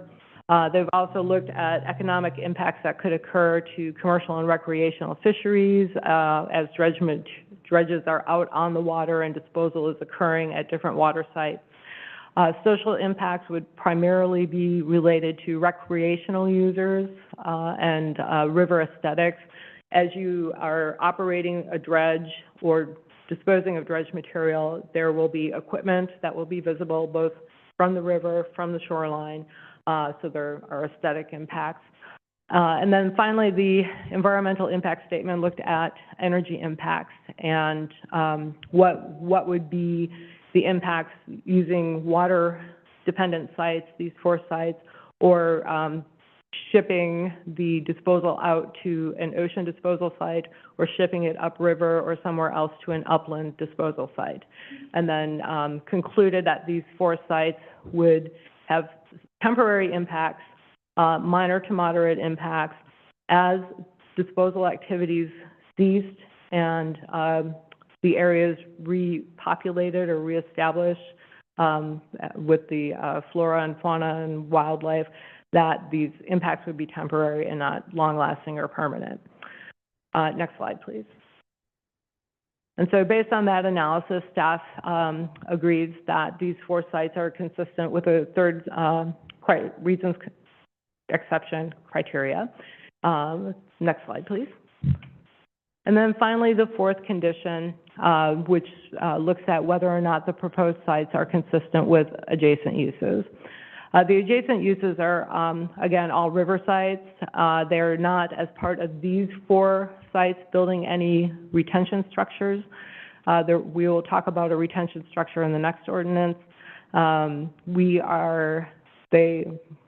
Let's see, I can't even read my own writing. So the sites have been specifically chosen because they are in areas of the river which is, while dynamic, are more stable, relatively speaking, than other sites that were reviewed. Several sites were reviewed and rejected because of the potential to increase shoaling within the river. And because the Army Corps or anybody who will be dredging or disposing of dredge is required to use best management practices to follow requirements that are placed in a biological opinion from the services, there will be safeguards in place to ensure that these sites will be compatible with adjacent uses. Next slide, please. And for that reason, staff is concurring with that and believes that that 4th criterion has been met. Next slide, please. With that, we are requesting that you conduct the first public hearing and then continue this item to October 8th. If you want to review the conditions of approval, those are on pages 267 and 268 of your agenda package. And with that, I'm happy to answer any questions. And again, we have the applicant here and we have staff from DLCD here to answer questions as well. Thank you. Thank you very much, Gail. Do we have any questions at this time? Yeah, I just have Commissioner Webb? a procedural question. Are we going to receive a copy of your presentation tonight? I would be more than honored to send that out to you all. Yes, Thank you you. very much. Yep. Because it answers a lot of the questions that I had Oh, good. in going through, and I'd love to be able to go back to my notes and all my question things and say, yeah, this is the answer to that. So thank you. That would be a big, Okay, yes, I'd be glad to. this is I think one of the things that I have appreciated most about being our liaison to CREST is how much I have learned about the whole dredging and disposal systems. And I think it's also going to be a very important part of our OCZM work that we do. So thank you for the education and the clarity, because it makes me think that I would just on some of our criteria for our interests, our priorities for OCZM work. And so thank you. This is as always been wonderful. Yeah, thank you, Commissioner Webb. Can I just say one thing? Commissioner Thompson? Thalweg. I mean, I love it when I get smart. Who knew what a thalweg is? It's the through lane in a river. Thank you. One thing. See, it's fascinating. It's a short course. Okay, do we have any other questions? And County Council, I can open up the public hearing, and then if the applicant or staff from TLCD, they can testify during the public hearing. Yeah, that's correct. Okay. All right, we'll go ahead and open the public hearing on ordinance 25-03. Does any commissioner have a conflict of interest to report? No, none. Okay, clerk of the board, are there any members of the public signed up to speak remotely? Not signed up, no. Okay. And I know that we have Meg from DLCD that's joined us. Meg, She's on as a panelist, yeah. okay. Meg, would you like to provide any comment at this time? Good evening, commissioners. No, thank you. I'm just here to answer any questions if they come up, but thank you so much. Okay. Commissioner Thompson, do you want to ask your question now? Well, thank you, Mr. Chair. I actually am curious about scope of authority and chain of command in this issue, and what does it actually mean when DLCD, I would say, integrates layers of authority?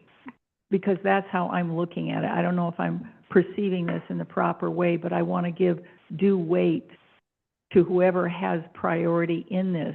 And I don't actually understand how this integration of the Army Corps of Engineers and state and county regulations, I would say mesh. So I could use some explanation on that. Thank you, Commissioner Thompson. I can do my best to answer. So as Gail mentioned, our agency, DLCD, has authority called Federal Consistency Authority, which means that we can review federal actions or federal permits when they're happening in the Oregon coastal zone and have coastal effects, which would include this proposed action that's before you tonight, the disposal of dredged material in the Columbia River estuary. We are in that process now. Is the speaker able to be on picture so I can look at her mouth as she speaks? It just makes it easier So for me sorry. to understand. Thank you. Yeah, can you see me now? Yeah, great. So we have the Federal Consistency Authority, and we are able to review these sites. And then we're in that process now with the Army Corps. So they've applied to us, and we are reviewing that now. But part of the purpose for doing this local goal exception is to ensure consistency with the local comprehensive plan. And that is the best way to do it, is through this local process. So the Port of Portland is acting as a third party in this instance, and applying to the county directly for those goal exceptions.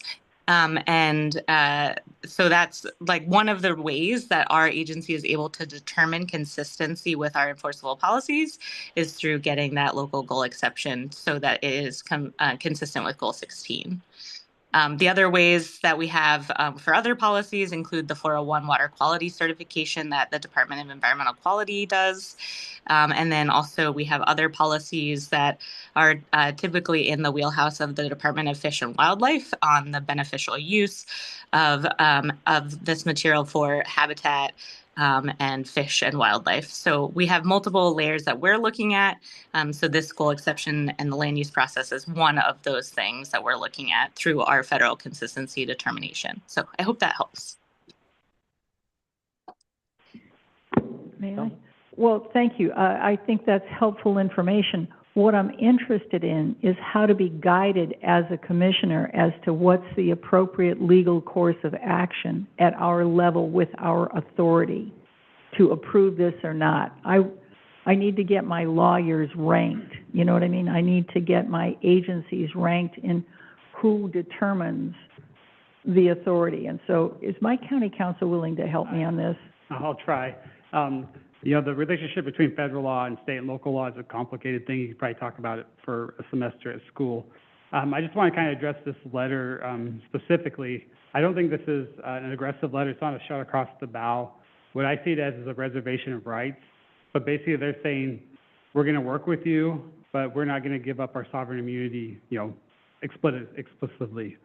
So they're saying that they're not waiving their rights as the federal government, because normally the federal government does have superiority over local and state government. And so they're not saying that they're not going to listen to us, they're just saying they're not waiving their rights at this time, that they'll work through the process. If they don't agree with what we come to, then there may be further litigation. Thank you, counsel. That's very helpful.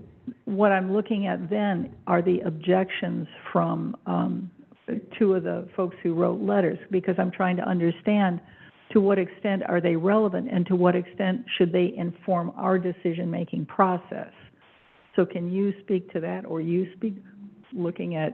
Well, staff has reviewed the materials. All of our findings are laid out in your staff reports, and they criteria that are listed in our comprehensive plan, in our implementing ordinance, in the OAR, and hopefully I haven't left anything out. And we have found them to either be consistent with those criteria, and I shouldn't say them, we have found that the 4 sites are consistent with the criteria, or with the application of conditions of approval can meet the criteria. It's really not staff's position to interpret the comments of people who provide comments and to tell your board which way you should vote.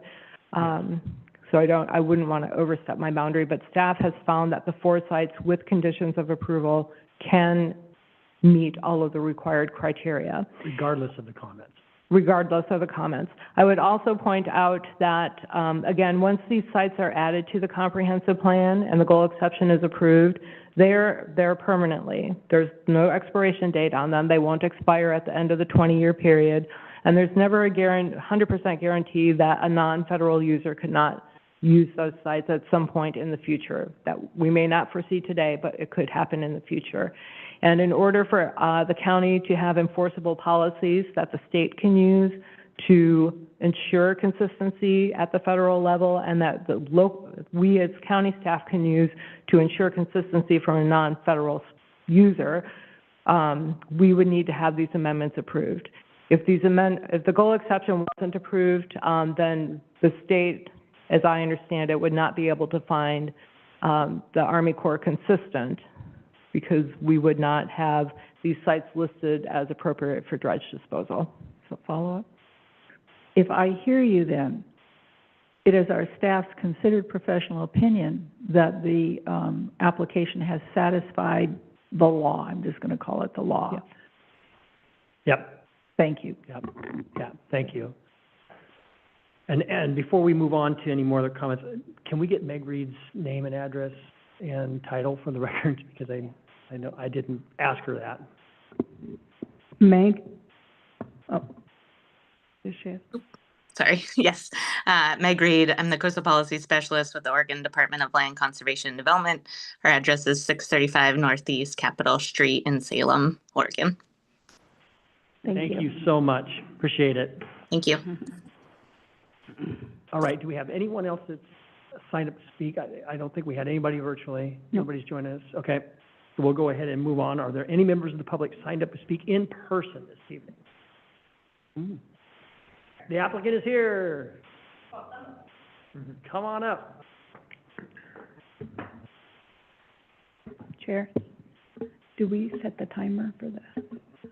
I think we can have a little latitude here, and if, you want to state your name and address for the record and your title as well. Good, excuse me, good evening, Chair and members of the Commission. My name is Tom Bullion. I'm a planning manager with the Port of Portland, representing the applicant. My address is Box 3529, Portland, Oregon, 97208. Great, thanks. Welcome. And thank you, Commissioners. My name is Marissa Moeller. I'm an attorney at Sol Reeves in Portland and appearing on behalf of the applicant, Port of Portland, tonight. My address is 760 Southwest 9th Avenue, Suite 3000, Portland, Oregon, 97205. And then just for your knowledge, we also have a few members of our team as panelists who are virtually appearing tonight. Fantastic. Yeah, welcome to you both. Thank you. Yeah, so the Port of Portland appreciates the enormous, enormous amount of time and effort that Director Henriksen and her staff have invested to review the applications and prepare the staff reports before you this evening. We also appreciate the Planning Commission's patience in granting earlier continuances to allow time for resolution of outstanding issues, culminating in the staff recommendation before you this evening. During this review process, and especially over the past month, the Port of Portland has worked closely with the county, state agency partners, and the Army Corps of Engineers to ensure that the conditions of approval being recommended by staff are clear and workable, while at the same time guaranteeing compliance with the county's code and comprehensive plan. We agree with and endorse the conditions of approval recommended by staff. So you may be wondering, why is the Port of Portland the applicant in this process? So just want to give you a little bit of context there.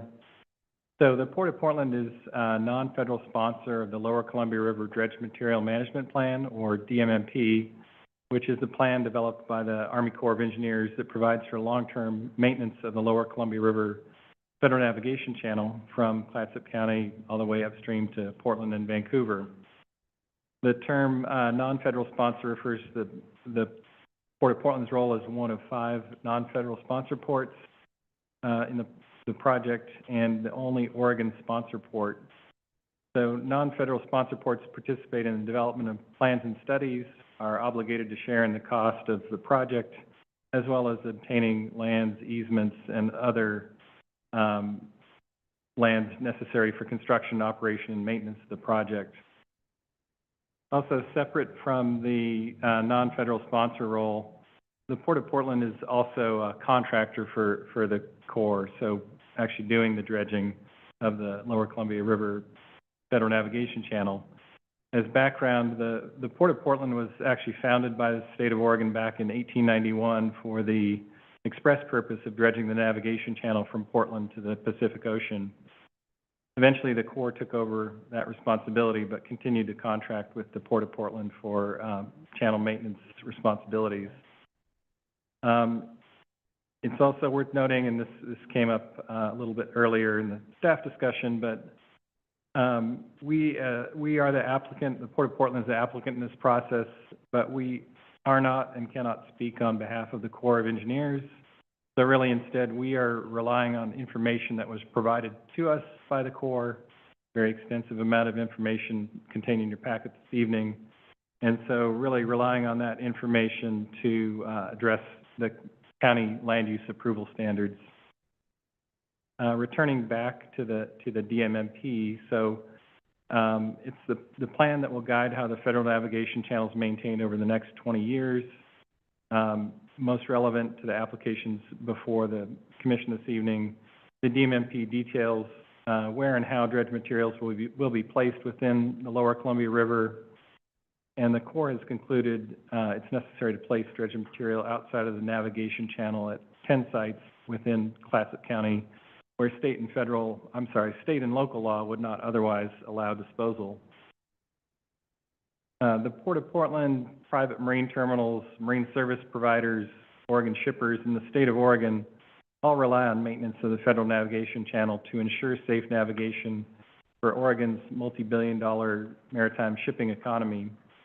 It's extremely important that the Federal Navigation Channel be adequately maintained. Therefore, the Port of Portland agreed to submit these applications in an effort to align the county's land use laws with the DMMP. So just a little bit more background on the DMMP. So the plan covers the Lower Columbia River from River Mile 3 all the way upstream to River Mile 105.5 near Vancouver, Washington. Congress has ordered the Corps to maintain the Federal Navigation Channel to ensure safe and efficient passage for commercial recreational vessels. And the Corps must maintain the Federal Navigation Channel to its congressionally authorized depth of 43 feet deep and 600 feet wide to safely accommodate shipping.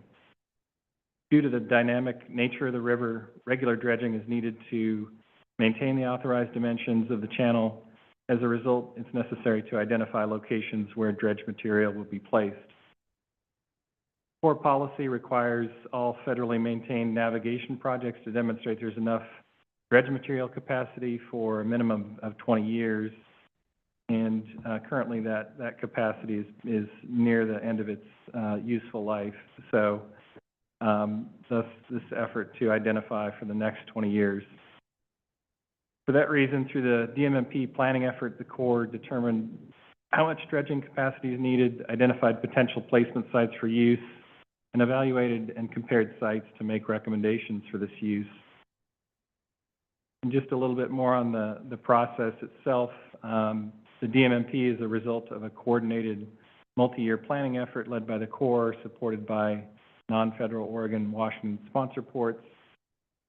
The planning process has included multiple public environmental reviews in which state and federal agencies, as well as tribal partners and members of the public, have had extensive input. More specifically, cooperating agencies in the plan's development include NOAA Fisheries, U.S. EPA, Confederated Tribes of Grand Ronde Community of Oregon, Cowlitz Indian Tribe, Oregon DEQ, Oregon DLCD, and Clatsop County. Those reviews have included extensive analyses of potential environmental impacts of dredging and placement of dredge material within the Columbia River. Excuse me.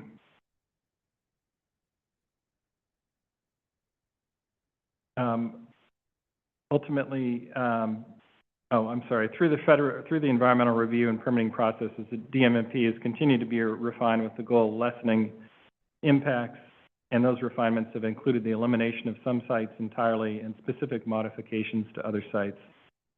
Ultimately, those federal and state environmental reviews will result in legal conditions requiring that the DMMP be implemented to avoid, minimize, and mitigate environmental impacts, including impacts to fish and wildlife habitat within the Lower Columbia River.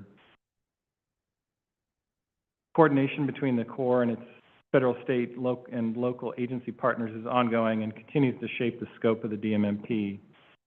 Most recently, the Port of Portland has worked closely with the county, the Corps, DLCD, and other state agencies over the past month to refine staff's proposed conditions so that we could come to the Commission this evening with a unified set of recommendations in requesting your eventual approval. Again, we wanted to thank Director Henriksen for her very thorough staff report and presentation this evening. Just one point of emphasis that was touched on, but it's in our view, it's very unlikely that these sites would ever be used by an entity other than the Corps or its agents, such as the Port of Portland, to maintain the Federal Navigation Channel. Mostly because it's highly unlikely that non-federal users would receive the necessary authorizations to use these sites. And any non-federal users seeking to dispose of material at these sites would be required to secure additional approvals from the county through a future land use process. So in summary, maintaining safe navigation of the Federal Navigation Channel is essential to the economy of both Clatsop County and the state of Oregon, and therefore we believe there are more than sufficient reasons for the county to approve these applications.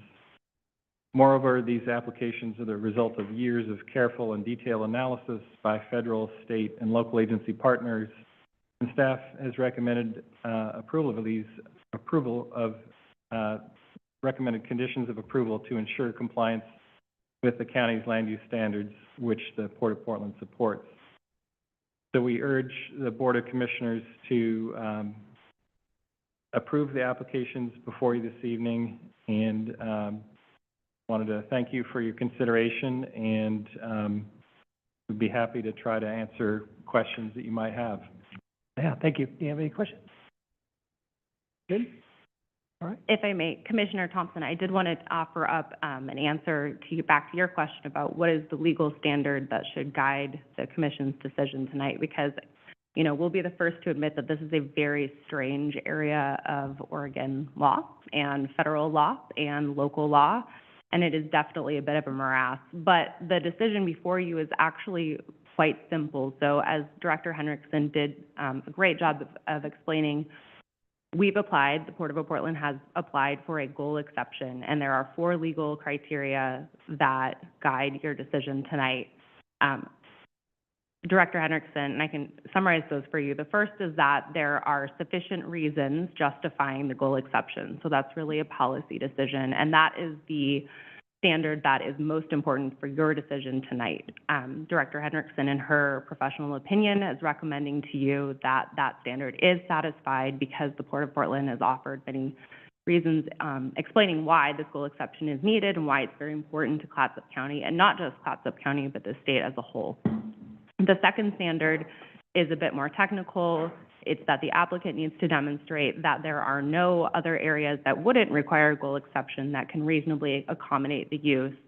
And the Corps has done that analysis and concluded there just isn't enough space, basically, at the existing sites that have been approved for these activities. And so an exception is required. And the third standard, it goes back to that environmental, social, economic, and energy consequences analysis. Again, Director Henriksen is recommending that that standard is satisfied here, and the standard is that there are no other sites taking into account mitigation measures. Basically, all of those impacts would not be, the standard is significantly more adverse at these sites than they would be at other sites. And in the land use world, we think of this as sort of a mini NEPA, National Environmental Policy Act analysis. So when you see a goal exception, you know, you typically see a very exhaustive analysis as we've provided here in our application. I want to note that in this case, the materials we provided to supply that analysis came from an actual NEPA draft environmental impact statement prepared by the Corps. So it's a very, very robust analysis that has gone out for public comment. And it's actually, frankly, more than you would typically see in an application like this. And then the final standard is that taking into account mitigation, the proposed exception will be compatible with adjacent uses. And again, Director Henriksen is recommending that that legal standard is satisfied here.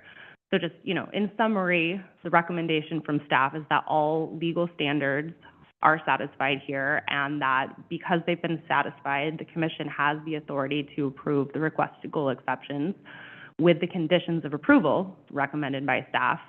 And so really, again, back to what is the task before you tonight, it's a fairly simple question. It is, do you believe that there are sufficient reasons to approve this application based on what you believe is in Clatsop County's best interest? No, thank you very much. Questions? No. Thank you very much. That was fantastic. That's Thank you. nice. That's a very clear, concise statement. Thank you. Well, I'm glad. It's not a clear area of law in some ways, so. Definitely. But thank you. And as Tom said, we are happy to attempt to answer any other questions to the best of our ability. Okay, great. Thank you very much for your testimony. Appreciate it. I don't have anybody else that signed up. Do we have anyone else that's here that would like to testify on 24 or 25-03? Gail? I have nothing further to add. Okay. Thank you. We'll go ahead and close the public hearing on ordinance 25-03. We have a motion to continue. how do we, you wanna, you take the motion off the screen? The motion was on the screen. There you go. Oh. What page? Teresa, can you just I go can back go a back slide, one. please? Another one, there you go. Here it is. Okay, ready? Yep. Okay. I move, to conduct the first public hearing, and continue the item to October 8th, 2025. That's the motion. Second the motion. Okay, moved and seconded to continue the public hearing on this matter to the October 8th, 2025 regular meeting and conduct the second reading at that time. All those in favor signify with an aye. Aye. Aye. All those opposed?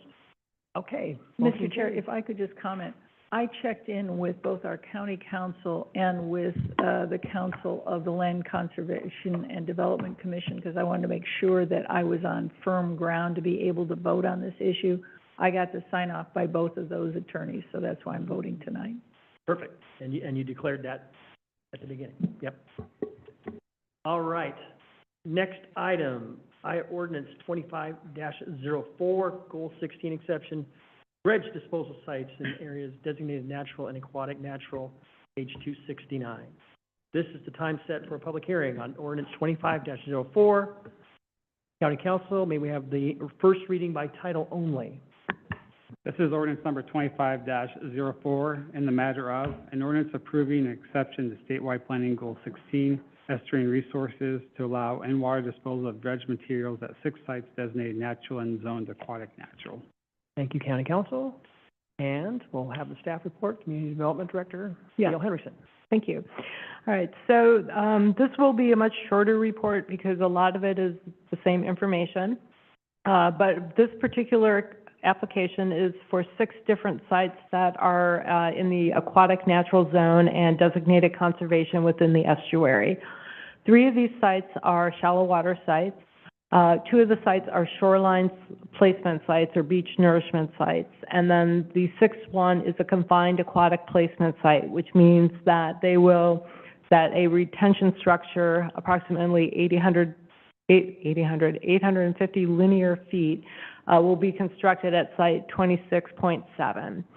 As part of that, there have been a lot of discussions, both in the staff meetings with the Army Corps, the state and the county, about potential for increased avian predation. There was, the same issue was brought up again at the Planning Commission meeting yesterday. You will see that when we get to the conditions of approval, that there are specific conditions in there that do address avian predation, that do address the requirements from the U.S. Fish and Wildlife biological opinion, and that will address any requirements that will come from the NMFS, National Marine Fisheries Services biological opinion. That biological opinion from NMFS has not been issued yet, and so that's really what has driven the need for a lot of these conditions of approval, is that we just don't know what will come out of that biological opinion and how that may affect the work that will be done. Next slide, please. So these are the 6 sites. They span the course of the river. I just wanted to point out that the site that's furthest to the west, labeled W21.2 in water shallow, is labeled with a W because it's on the Washington side of the navigation channel, but actually still within the boundary of the state of Oregon. So even though it's a W, it's still under your jurisdiction. Next slide. So I'm going to skip all of these. You can start, if you want to follow along in your package, it begins at page 477. But the reasons that have been cited by the applicant and the findings by staff are identical to the requirements and conditions and responses that we had for 2503. So if you'll want to skip ahead, Teresa, to the slide that has the recommendation. See how quickly I moved through that? I like it. There we go. So again, we are recommending that the conditions listed on page 499 to 500 of the agenda package be part of your condition of approval when you get to that point. But for now, we're just requesting that you conduct the first public hearing and continue the item to October 8th. And I'm happy to answer any Great. questions. Yeah, thank you, Gail. Do we have any questions? All right, then we'll go ahead and open the public hearing on ordinance 25-04. Does any commissioner have a conflict of interest report? No conflict of interest. Seeing none, clerk of the board, are there any members of the public signed up to speak remotely? No, there are not. Okay. Are there any members of the public signed up to speak in person? Anyone that would like to testify in person?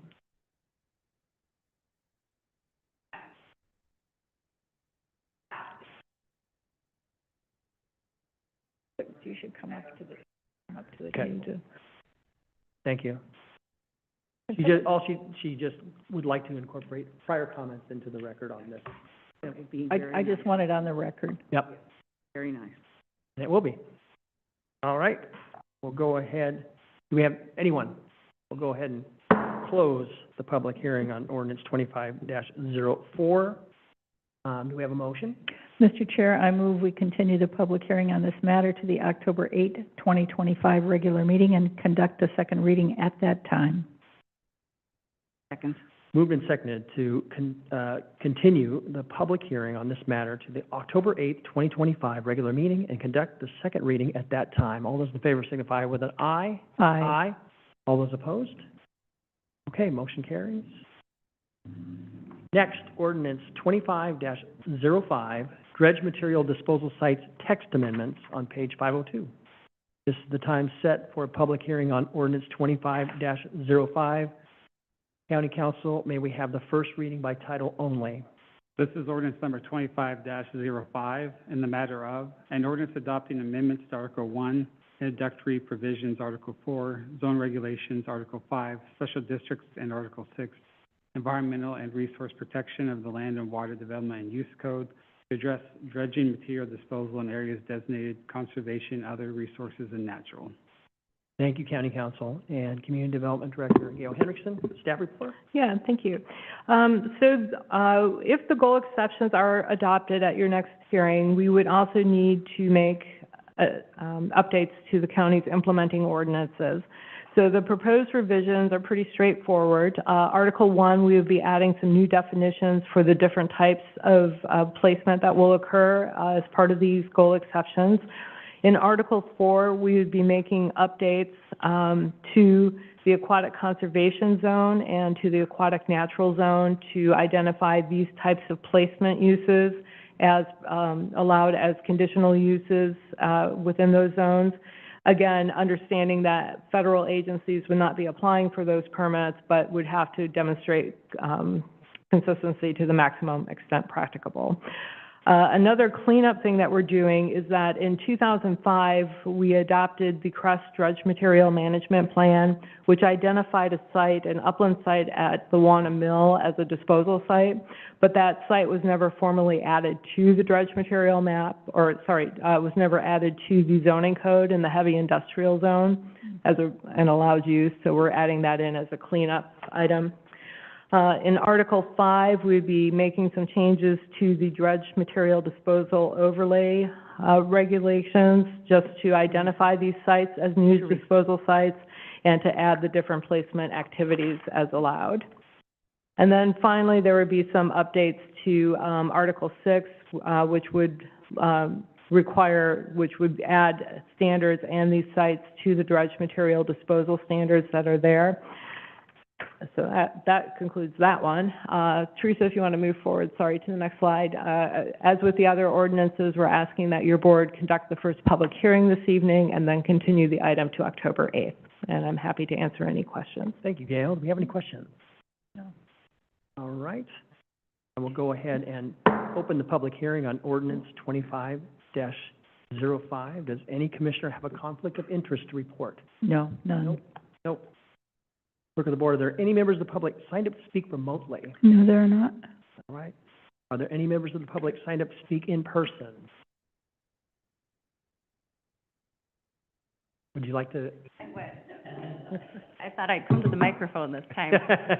Commissioners, again, for the record, Marissa Moeller on behalf of the applicant, Port of Portland, and no further comments, but we do want to incorporate our prior comments in ordinance 2503 in the record for this ordinance as well.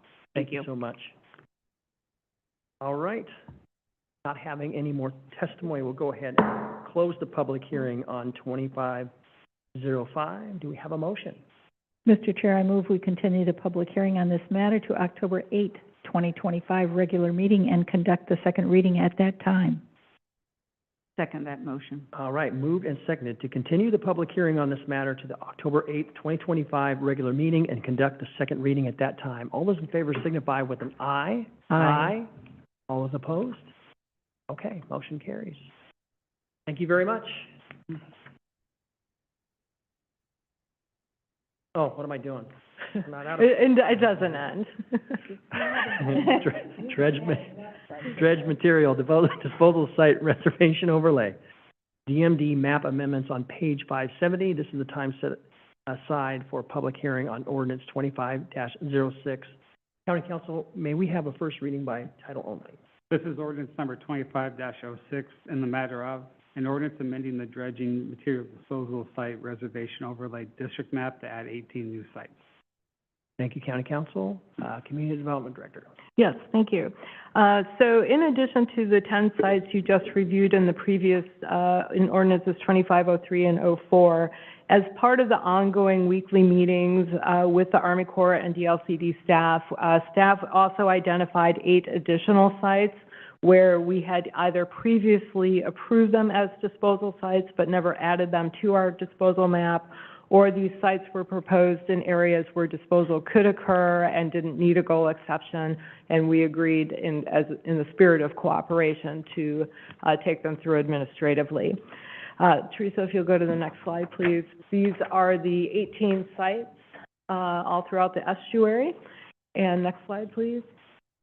We are requesting that you conduct the public hearing and continue the item to October 8th, and I'm happy to answer any questions. Thank you very much, Kale. Do we have any questions? No, sir. All right, we'll go ahead and open the public hearing on ordinance 25-06. Does any commissioner have a conflict of interest to report? No, none. Nope. All right, Clerk of the Board, are there any members of the public signed up to speak remote? No, they're not. All right. Are there any members of the public signed up to speak in person?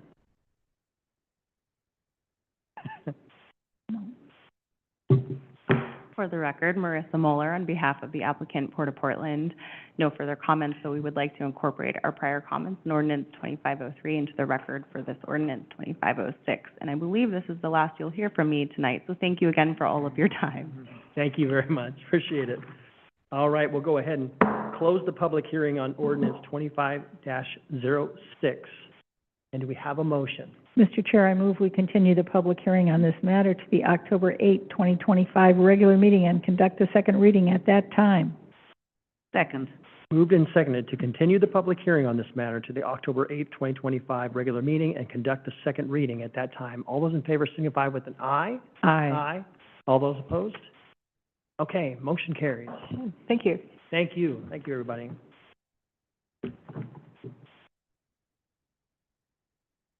And you're welcome to leave. No. Good to see you, Brett. So, next item is ordinance 25-11, enacting a commercial property assessed lien for clean energy, which is a CPACE program on page 631. So this is the continuation of a public hearing on ordinance 25-11.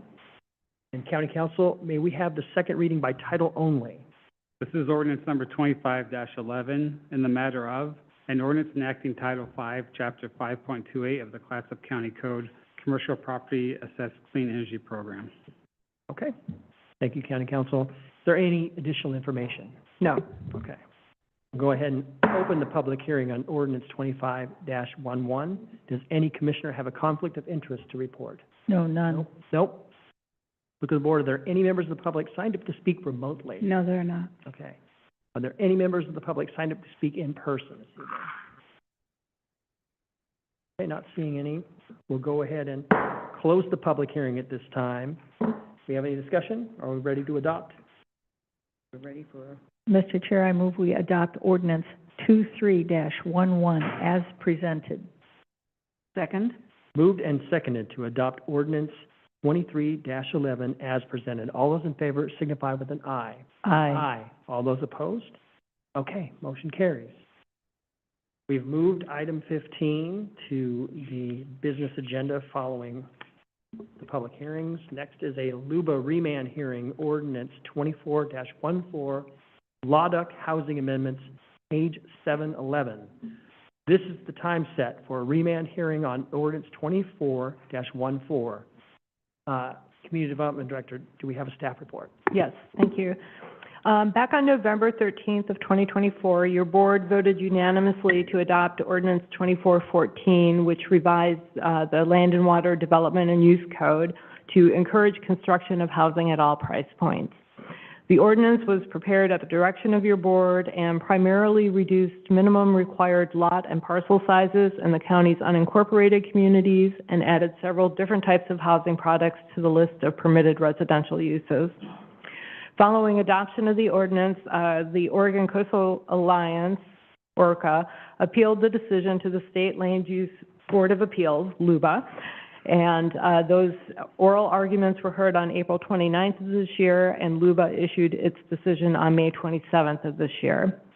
The LUBA decision was remanded back to the county based on one assignment of error, which will be the focus of our comments this evening. The assignment of error is based on Oregon Administrative Rules, OAR 660, Division 22, subsection 30, subsection 8, which specifically states, zoning applied to lands within unincorporated communities shall ensure that the cumulative impact, A, will not result in public health hazards or adverse environmental impacts that violate state or federal water quality regulations, and B, will not exceed the carrying capacity of the soil or of existing water supply resources and sewer services. The LUBA decision said, that a cumulative impacts analysis is not required, and any testimony that you may hear tonight that says that the impact analysis is required is not consistent with that decision from LUBA. The LUBA decision did specifically say that it may be possible for the county to show through findings that the existing code meets the OAR that I just read regarding cumulative impacts. So the question tonight isn't, do the current systems have capacity already for maximum build-out, which would not be possible because systems are built to a particular capacity and then expanded over time as needed. But instead, the question should be, does the county provide mechanisms to ensure that capacity is not exceeded by the cumulative development? For those reasons, and at the advice of Land Use Council, the supplemental findings included in the agenda and made part of this record are focused on showing how the existing processes and mechanisms ensure that the proposed amendment, that development that might occur under the proposed amendment will not exceed capacity. Right. So I want to focus just briefly on 4 items. These are detailed much more in your staff report and the supplemental findings that are in pages 7. But I want to focus primarily on 4 things that specifically address the OAR subsection 8. The first thing relates to cumulative impacts, capacity, and cooperative agreements. And in 2003, as the county was establishing its rural communities, we entered in, as part of Ordinance 0311, into cooperative agreements with several dozen different special districts, including all the water districts, fire districts, and sanitary sewer districts within the county, in addition to the Clatsop County Soil and Water Conservation District. Those agreements, which have been in place again since 2003, specifically require, in Section 6 of the agreement, that the county issues building permits for new construction within its jurisdiction. Building permit applications will require a letter of service available from the district to ensure that the service can be provided. This requirement of Section 6 of the cooperative agreement is implemented by Section 2.0030, subsection 1G and subsection 1I of the LAWDUC, which requires verification of capacity from the water provider, sewer septic provider, and the fire districts. These verifications are provided through the use of an agency review form, which must accompany all development permits in order to obtain land use approval. The use of the agency review form allows districts to track proposed development and to monitor their systems and infrastructure to verify that adequate capacity is available for each development. This system also ensures that there is adequate capacity for cumulative development in the district service area because the capacity needed by all prior developments will be taken into account at the time of review for capacity for subsequent development. No development which could cause an exceedance of capacity will be permitted by the district. Because these are often small volunteer-run districts and not municipal systems with full-time dedicated staff, this system was created to ensure that coordination occurs between the county and the districts and that growth is monitored in real time. The second thing I'd like to discuss relates to the amendments themselves. The proposed amendments would allow a wider variety of housing types in addition to just your standard single-family detached housing. These new housing types are expected to have water and sewer and septic usage that is lower than a single-family detached dwelling. And this was noted in the 2018 research study conducted by the Water Research Foundation entitled Water Use in the Multifamily Housing Sector. The study concluded that average and median multifamily use per dwelling unit is typically lower than average single-family water use per dwelling unit. The study also stated that multifamily household size tends to be smaller, contributing to some of the differences in average water usage per dwelling. As far as sewer service, the same would apply. As noted, multi-unit dwellings are assigned a lower flow rate than single-family dwellings, again, due to the smaller unit size and fewer people per unit. With regard to septic systems, the county operates the on-site septic program, which is governed by two different sets of OARs. OAR 340, Division 71, sorry, only one OAR, I made that up. OAR 340-071, and there are tables included in our supplemental findings that look at two different things that protect water quality and ensure that the capacity of the land and the water is not violated by use of septic systems. The first one deals with capacity and size of the septic systems, and the tables note that smaller units and multifamily units typically require lower capacity because they have lower usage than single-family dwellings. And there are also separation requirements between different types of resources in a septic field. And for example, from streams and wells, there are separation requirements to ensure that in the event of a septic failure that those resources are protected and that the water quality is protected as well. Let's see here. Okay, we talked about that. And then finally, I want to touch on stormwater as my fourth item. When we adopted the Miles Crossing Jeffers Gardens Rural Community in 2002 by Ordinance 0206, that established for the first time in a rural community the requirement to have when you hit a 25% increase in your development or you had new development occurring, that started to that was the first time we had that threshold to show how you're going to retain stormwater. That requirement has been in place since 2002 in Miles Crossing. In 2003, when we adopted the remainder of the rural communities, that condition was also picked up and incorporated for each of the rural communities. Ordinance 03010 with the rural communities also established a 40% maximum lot coverage within the rural communities. With the proposed change to the lot sizes, we would be decreasing some lot sizes from 7,500 to 5,000, which also decreases how much can go on that property. Because you're reducing the size of the property, your 40% is going to get smaller in terms of your building footprint. It wasn't until 2005, when your board adopted Ordinance 2502, that the 25% stormwater requirement was applied to all residential zones within the county. That was done as part of our Clear and Objective Standards program. and adopted and, has been in effect since June 13th. So now every residential district within an unincorporated Clatsop County is subject to the same requirement that, any new development or any expansion of existing development by more than 25% has to demonstrate how stormwater will be managed for the property. Overall, our conclusion, as we review our supplemental findings and the findings from the original report against the requirements of OAR 660, Division 22, subsection 30, subsection 8,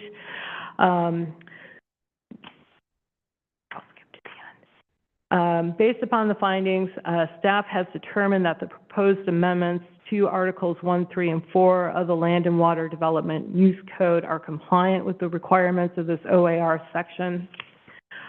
As we've demonstrated through the methodology, framework, and analysis that's included in your supplemental findings, potential cumulative impacts from those proposed amendments would not result in public health hazards or adverse environmental impacts. Neither would the proposed amendments result in new residential development that would exceed the carrying capacity of the soil or the existing water supply, resources, and sewer sources. Existing comprehensive plan policies in Goal 11 and the Southwest Coastal, Lewis and Clark, Olney, Woluski, and Northeast community plans, along with implementing language in Section 2.0030 LAWDUC, ensure that infrastructure capacity is reviewed at the time the development occurs to verify that sufficient capacity exists to serve the new residential units. Executed cooperative agreements further require ongoing planning and communication between special districts and the county to ensure that capacities can be maintained and, if needed, enhanced to support future development. The county already works with the local districts to ensure that development does not occur unless necessary public facilities are available to serve the proposed development. For those reasons, again, we are recommending that your board adopt these supplemental findings and readopt Ordinance 2414 for this.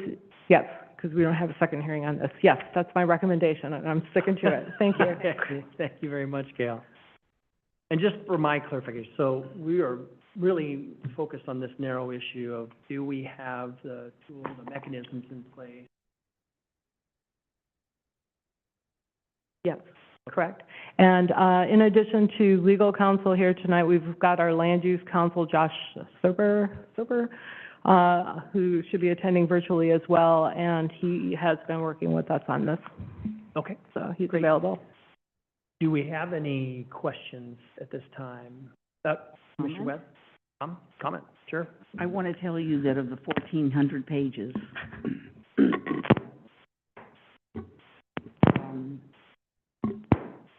your reply, this was the best of all of it. It was just beautifully done. It was so rational. It had all the history in it. I mean, I just thought it was terrific. I thought it was, I used to have a joke in my family that I put my kids through graduate school by taking cases to LUBA. But man, I certainly have never written a response to LUBA that was nearly as good as this one was. Yeah. It was really, really good, Gail. I mean, it was so thorough. It was historical. You got the history. It was my favorite part of the 1,400. Thank you. I had a lot of assistance. And it really, the question comes up maybe for other people who haven't been to the LUBA game. So what is the process that we are in now? Now that we have all these recent things that have happened, what happens now? What are our options, and who's on first? And who's on? Who's on first? Who's on first? That's what I thought you said, but I wasn't sure that I heard correctly. Your board has lots of options. Where we are at in the process right now is because LUBA has remanded the issue, the ordinance, back to the county for this one particular point. None of Ordinance 2414 is in effect at this time. So none of those changes, none of the lot size changes, none of that additional housing product changes, none of the changes in that ordinance are in effect until your board either takes action tonight and votes on the remand and votes to adopt the supplemental findings and readopt ordinance 2414. At that point, if your board adopts tonight, then the ordinance can be appealed back to LUBA, which will start that process over again or continue it. Alternatively, your board could vote to continue it. We are not subject to a time frame on this because it is a county-initiated ordinance, so we are not subject to the 120-day rule that is in ORS 215. I think it's 435. I wrote it down, but I don't remember where I wrote it down. Yes, 215, 435. So because we, as the county, initiated the ordinance, and this is not an applicant-driven ordinance, we are not subject to the 120-day rule, so your board could continue this to another date certain in the future. Your board could decide not to readopt, and that would just end the process right there. Your board could make changes to it, and then at that point, we would need to re-advertise and go back and probably do 2 public hearings at that point. You mean change the ordinance? Yes. As presently? So there were particular aspects of the ordinance that your board felt needed to be addressed or revised. You could do that, but then that would put us back into 2 public hearings for adoption, and then still with the potential of a LUBA appeal. Okay. Sorry, I gave you a lot of options, sorry. Well, I think there's only one, but. Okay. Commissioner Thompson. Thank you. So we wanted to support the governor's initiative to create more housing opportunities for people.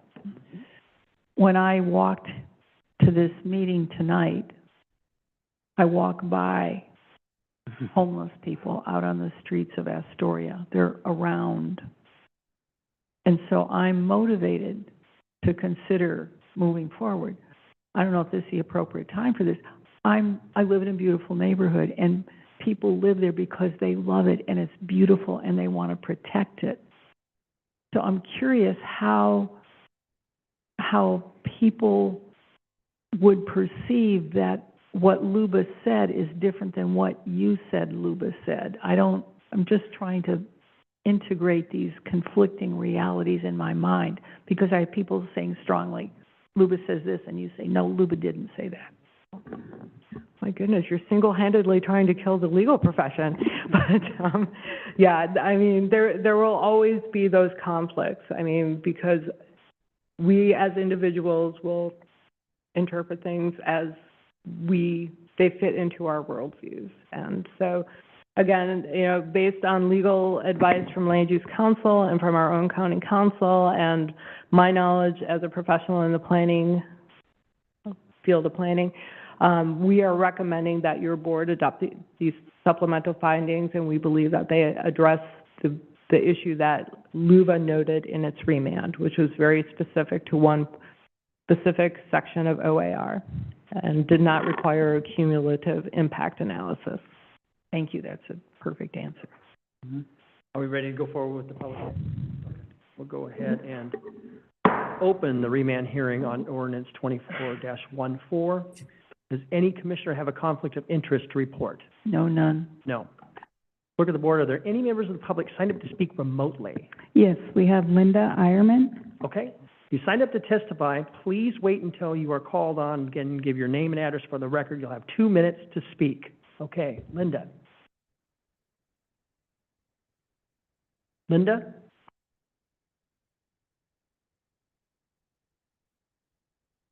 Linda Ironman?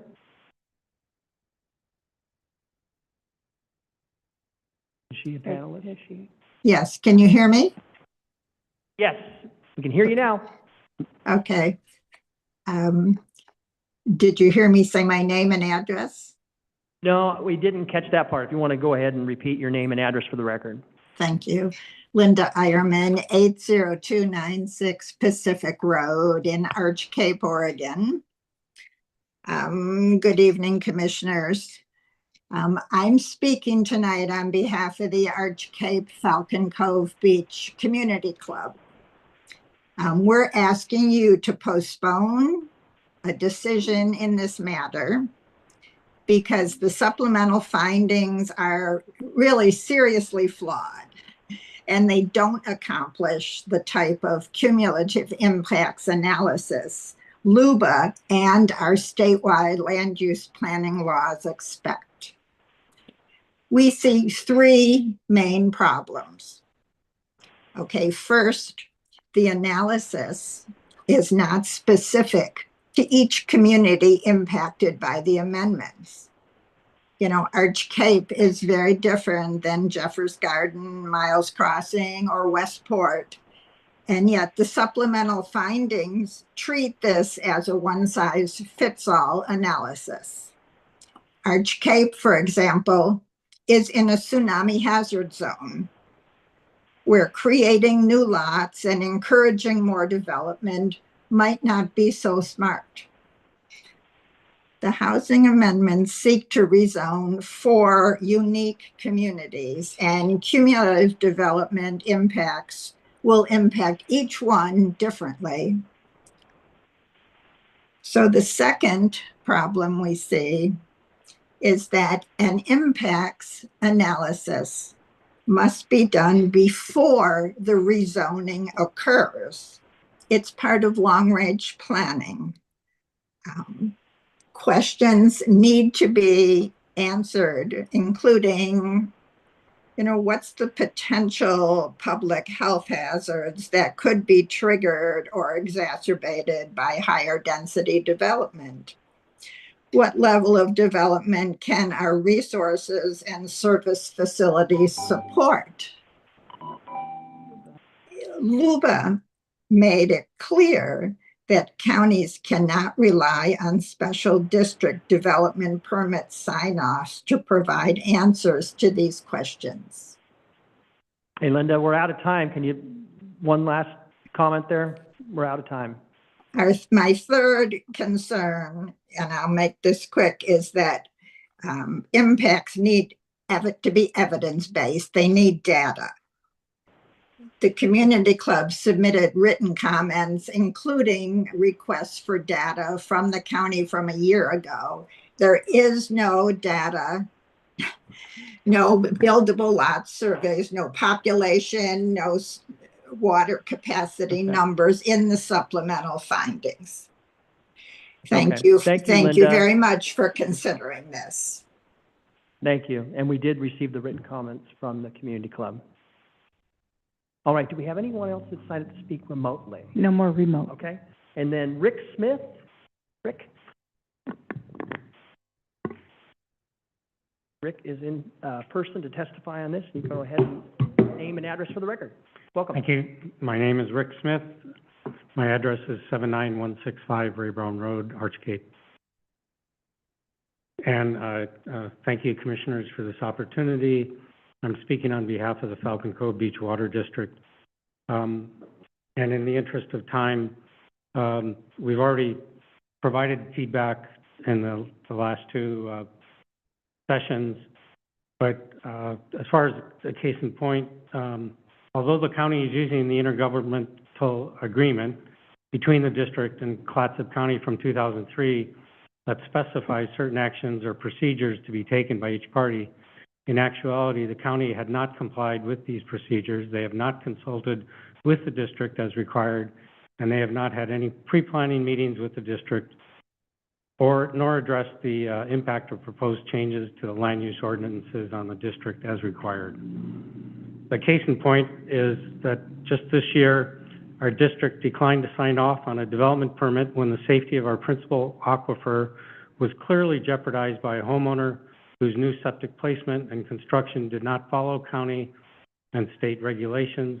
The county's response was to circumvent the process and bypass the district's signing off without contacting the district about its covert activity and without supporting the district's conditions for protecting the adjacent aquifer by issuing the development permit anyway.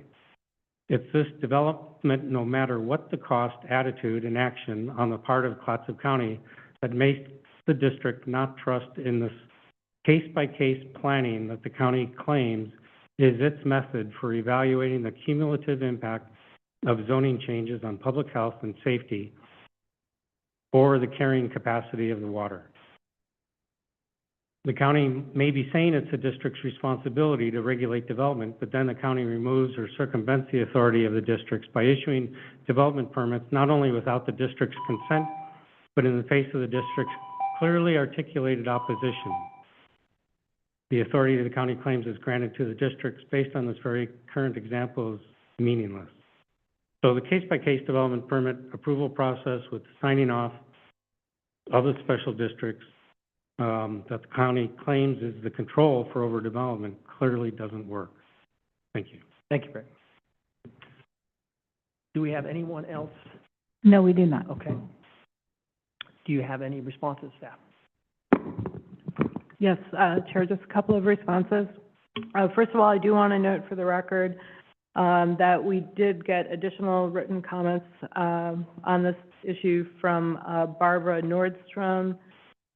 We received comments from James Moline, and then Orca this afternoon sent 2 letters from their attorney, Sean T. Malone. And we also had written comments that were forwarded to your board from Chris Defabach. So I just wanted to note that. With regard to the testimony that was provided, I do want to note that staff did notice all of the special districts in 2024 prior to bringing Ordinance 2414 to the Planning Commission and to your board. That's required by ORS 660-22. I don't remember the exact subsection, but that notice was provided. There was one other comment that I wanted to point out. None of these affected rural communities are in a groundwater critical area that's been identified by the Oregon Water Resources Department. None of the lands within the rural communities have been declared a health hazard or have failing septic systems or wells. The specific case cited by Mr. Thompson, I don't think we need to go into as part of this. It's a separate development permit unless council thinks that we should address it. Okay. Nothing further. Thank you. Okay. Any questions? You meant Mr. Smith, right? Mr. Smith? Yeah, sorry. Yeah. What I call him? I didn't adopt him, sorry. Any other discussion? Okay, I'll go ahead and close the remand hearing on ordinance 24-14. And what's the pleasure of the commission? I would like to hear from our attorney online, Josh. Okay. He is on mute. Well, Josh? thank you. There he is. I'm here, yes. I'd like to hear his opinion, I guess I'm asking. Okay. Or if he has anything to add or. Any responses, and I guess that could be included in responses from staff. Thank you. Yep. Or from any of the negative comments that we've gotten. I don't really have anything to add. I think Gail covered it very well. We worked together on the staff report and supplemental findings and to talk through some of the issues that were raised in the testimony. I think she's covered it well, but I'm happy to answer any questions if anyone has one. You have a question for? He's just reconfirming her. Yeah. There were allegations made in many of the comments that I would ask perhaps for the commenters to, would it be appropriate to say, well, prove this allegation to us? Well, I think under advice from county council, not really to go into those details. Am I correct? That was your advice. I think what we heard was that this is not a critical, Yeah, it's separate from the remand hearing. yeah. Yeah, the issue is separate from what this is a narrow focus on the remand. Right, right. Well, I guess that's why I was asking for the lawyer's opinion, because I was kind of hoping that he would say that when LUBA remands, they want you to address the issues that they are talking about, not issues that other people are talking about. And so, I guess I was hoping that the attorney would support my allegation about that. County Council? I support that. Oh, go ahead. One council. There you go. County Council. I was just gonna say, you know, the remand is a very narrow scoped, you know, discussion. And, as Gail said, and as Josh has said, you know, we feel as the county that we have met the requirements that were given to us by LUBA for the remand, requirements. And so, there is, like I said, this other issue that I think is unrelated to this hearing. And, you know, we can talk about that offline if you like, but it's just my opinion, Josh's opinion, Gail's opinion, that what we're presenting here is adequate. Okay, thank you. Thank you. Okay. Oh, do we have a motion? Well, could I say a little something? Sure. Neighbors, thanks for coming up. It's clear that there is a difference in perception. It's clear that there is a lack of a trusting relationship. We have before us a narrow legal issue, but all of the areas of distrust and the feelings that go along with that are part of this ambiance.